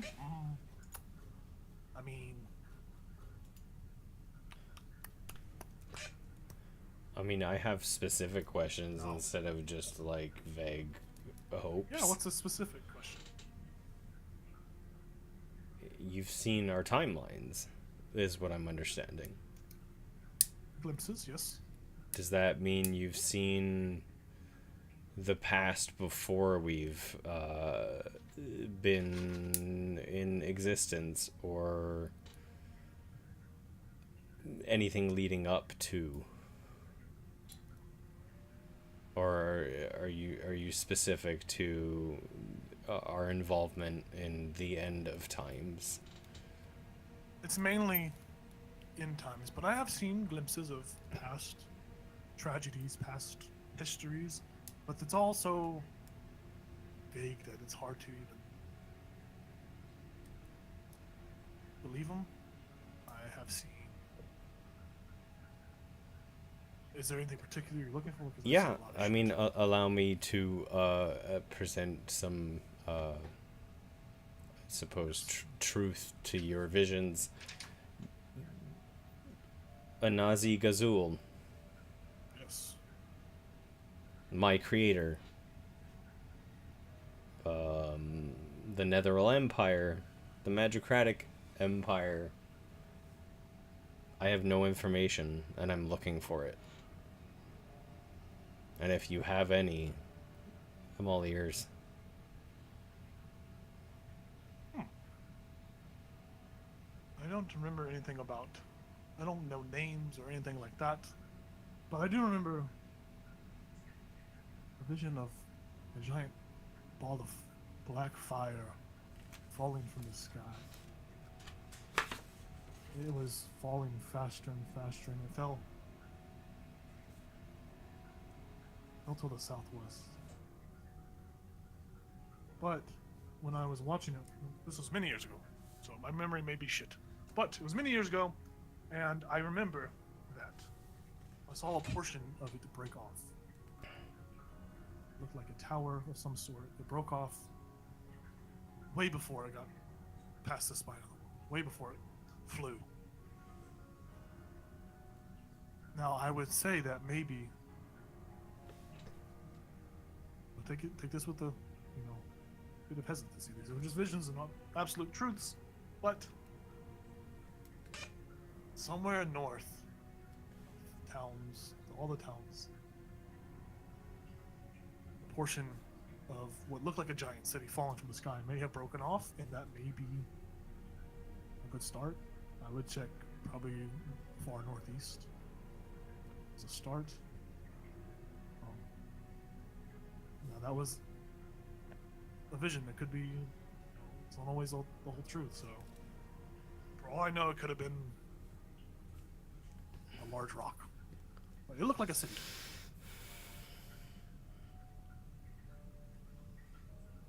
I mean, that's better than what I've had thus far, so yeah, I appreciate I appreciate that. You're still stroking his beard, right? I mean, if that's what he needed through all of these visions, I probably would have continued doing it, yeah. He'll lean in to you and just whisper just to you. Don't worry.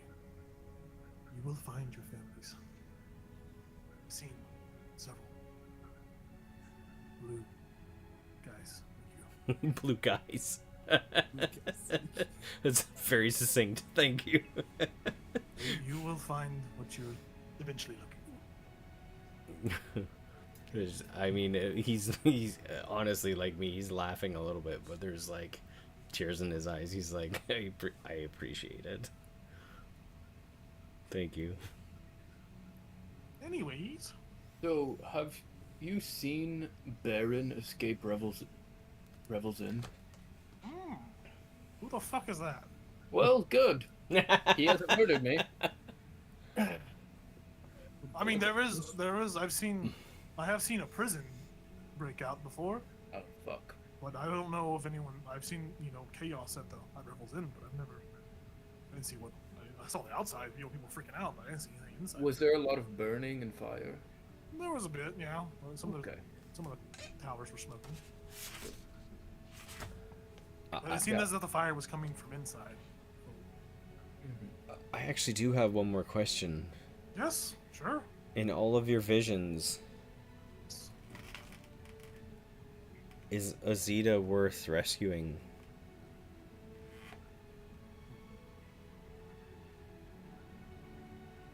You will find many allies along your journey, and I always say the more the merrier. He has a little twinkle in his eye. Yeah. Okay. Did you want to ask something, Go? I did. Will I ever go back to the tribe? Oh. He shakes his head. Yeah, you eventually go back. Your friends in tow. There is a trial and tribulation for you when you go back home. You will go back home. Yes. You will actually help teach them how to ride griffins. Oh. That sounds fucking dope. Hopefully not. Okay. Hopefully not in the way I've seen, because it's all ended in tragedy. But you will teach them. Hopefully. What? Don't say that. That's, wait, what? Okay. He looks over at Fisk. He looks at Fisk. You'll be all right. I want to know. I am laying down because that's kind of like the only way I could have been petting this beard.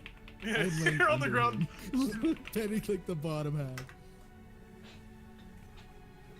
Okay. Well, I guess I drink the potion now. Anyone else got a question? Anyone else before he drinks? I No? think he kind of answered my question when he was talking to Elazal about the falling fragments. Gotcha. The He looks at hidden you. cities. Ichabod, he looks at you and he's like. He looks at you and he's.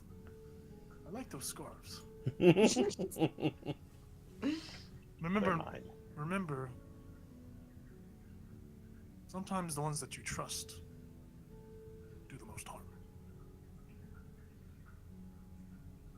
Don't I know it? He pops a Wordler's original into his mouth. Oh my goodness. This is like an Instagram extra? post. Yeah, you can have one. Here you go. Okay, potion time. Let's get Yeah, crazy. potion of draconic sight. Remember, just push through. Don't let them beat you. You're stronger than that. There you go. And when I say that, I'll like look over to Jayla for a second, and then I'll look away. You can't see this. Alrighty, here we go. Bottoms That's the up. last one. Good luck. They didn't kill me yet. He drinks it. He immediately goes into. He locks up, drops the staff, and he just falls slowly backwards onto the I snow. would have caught him. You killed the shaman. His eyes are like they are strange that they like are glowing like a bright blue. It's not an icy blue though. It's just a dull. Oh, okay, okay. We just don't so have I to be can, prejudiced just so y'all don't against kill the fucking shaman when he's in his vision. Get him! I get the axe out again. You fucking bash his head in his long staff. Meshneer, no. Yeah, he goes into this vision. He's in a catatonic state and he's locked up. Can I hold his hand? Yeah. Since I was right there, like, stroking his beard anyway, yeah. Yeah, you hold his hand. His hand is actually, one of his hands is like actually stuck in his beard. Yeah. As he falls backwards, and Gal catches him, but you can hold his hand.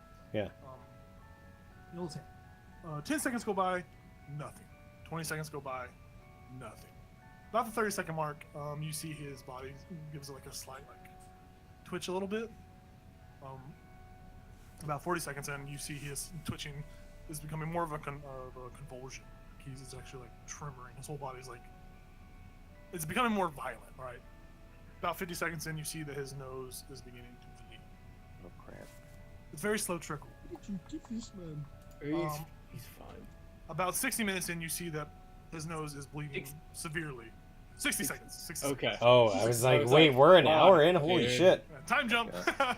He's stuck. Time jump. Bet he didn't see that coming. Can we like try to get him through this? Yeah.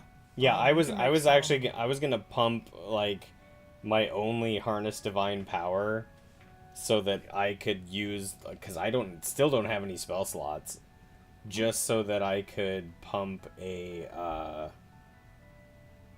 just a cure wounds into him as he's going, just to alleviate his any damage that he takes. So 1d8.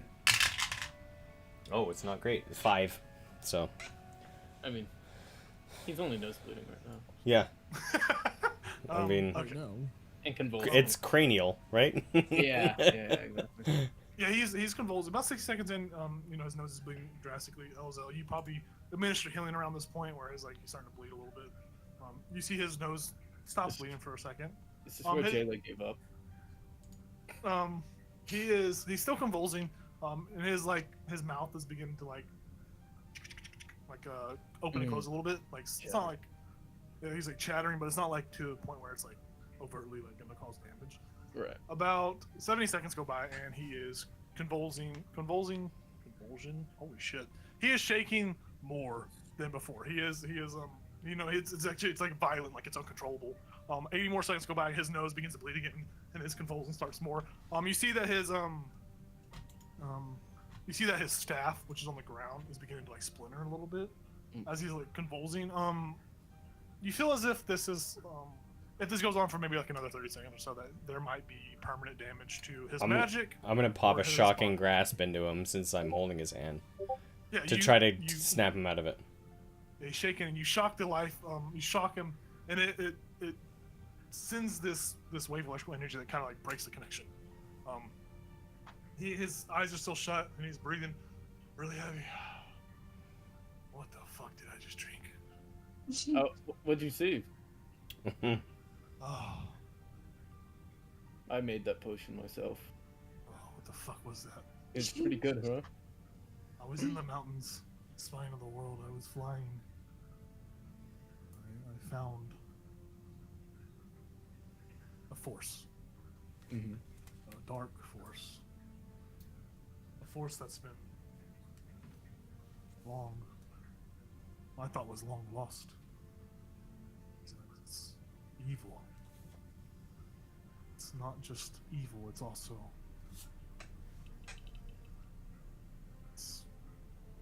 the doom that I've seen in my visions. There are hundreds, maybe thousands of those dark dwarves, is what you called them. I saw tons of them all working. They were building something. They were using rocks to build them. I can only assume looked like a dragon. They were building it, and it looked like it was not far away from being completed. Its whole body was almost formed, and there was a large dark dwarf. He was on a throne on this black rock that looks similar to this dragon, and he was talking to something. He was talking to something. It was as if he was talking to shadows. It was weird. It was as if he was in cahoots with a demonic being. But I felt more than that. I felt the presence of Oral. I felt the cold.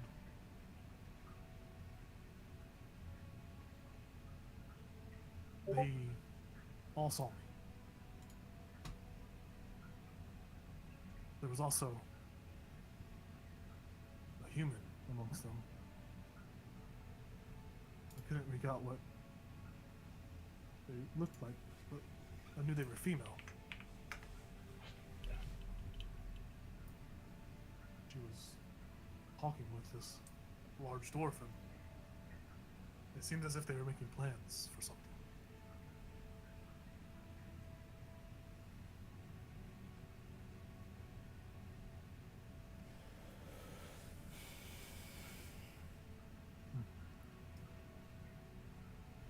Yep, that's what I saw.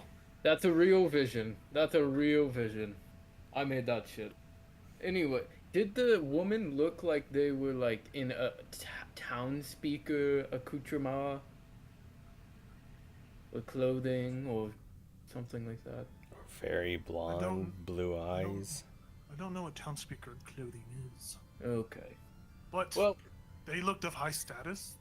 But I didn't get a good look. They could have been anyone, young or old. I couldn't hear what they were saying, but she did have blonde hair. Write that down. Did you feel a force that you had to push through to get to them? I felt someone's will opposing my own. Right. See? But eventually I was able to break through it. I thought I wasn't going to, but I felt a little bit of a surge to get me. Oh yeah. A friend here may have given you a little boost. Oh well. Thank you. I mean, and kind of pulled you out of it, so yeah. You're welcome. Thank you. Look at you. Now you know what threats we face. Go organize the free peoples of Icewind Dale. No, my visions don't go that crazy. I'm an old man. They want you guys have to. You should make a name for yourselves. You should really promote your business. Promote your name. Organize the tribes. I mean, I can try, but some of the tiger tribe isn't really friendly. No, you got to do it. We need them. I can organize our tribes, but that's about it. My dog snorted and it broke me. It scared me. I was like, what the fuck was that noise? I can try my best, but I can't guarantee.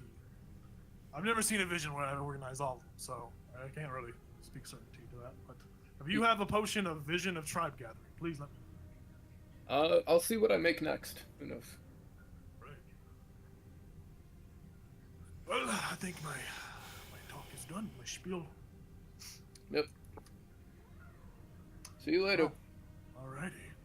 Did you guys want any elk meat for the road? Okay. Can save about maybe like a portion. Also, the dwarves are our friends. Like the normal dwarves, they're our homies. So. The normal dwarves. Good. Well, the ones that don't live underground all the time. Correct. Yeah. Well, don't dwarves live underground regardless? Well, they come. These ones come out of the underground. The ones who actually see like some bit of light. Yeah. Yeah.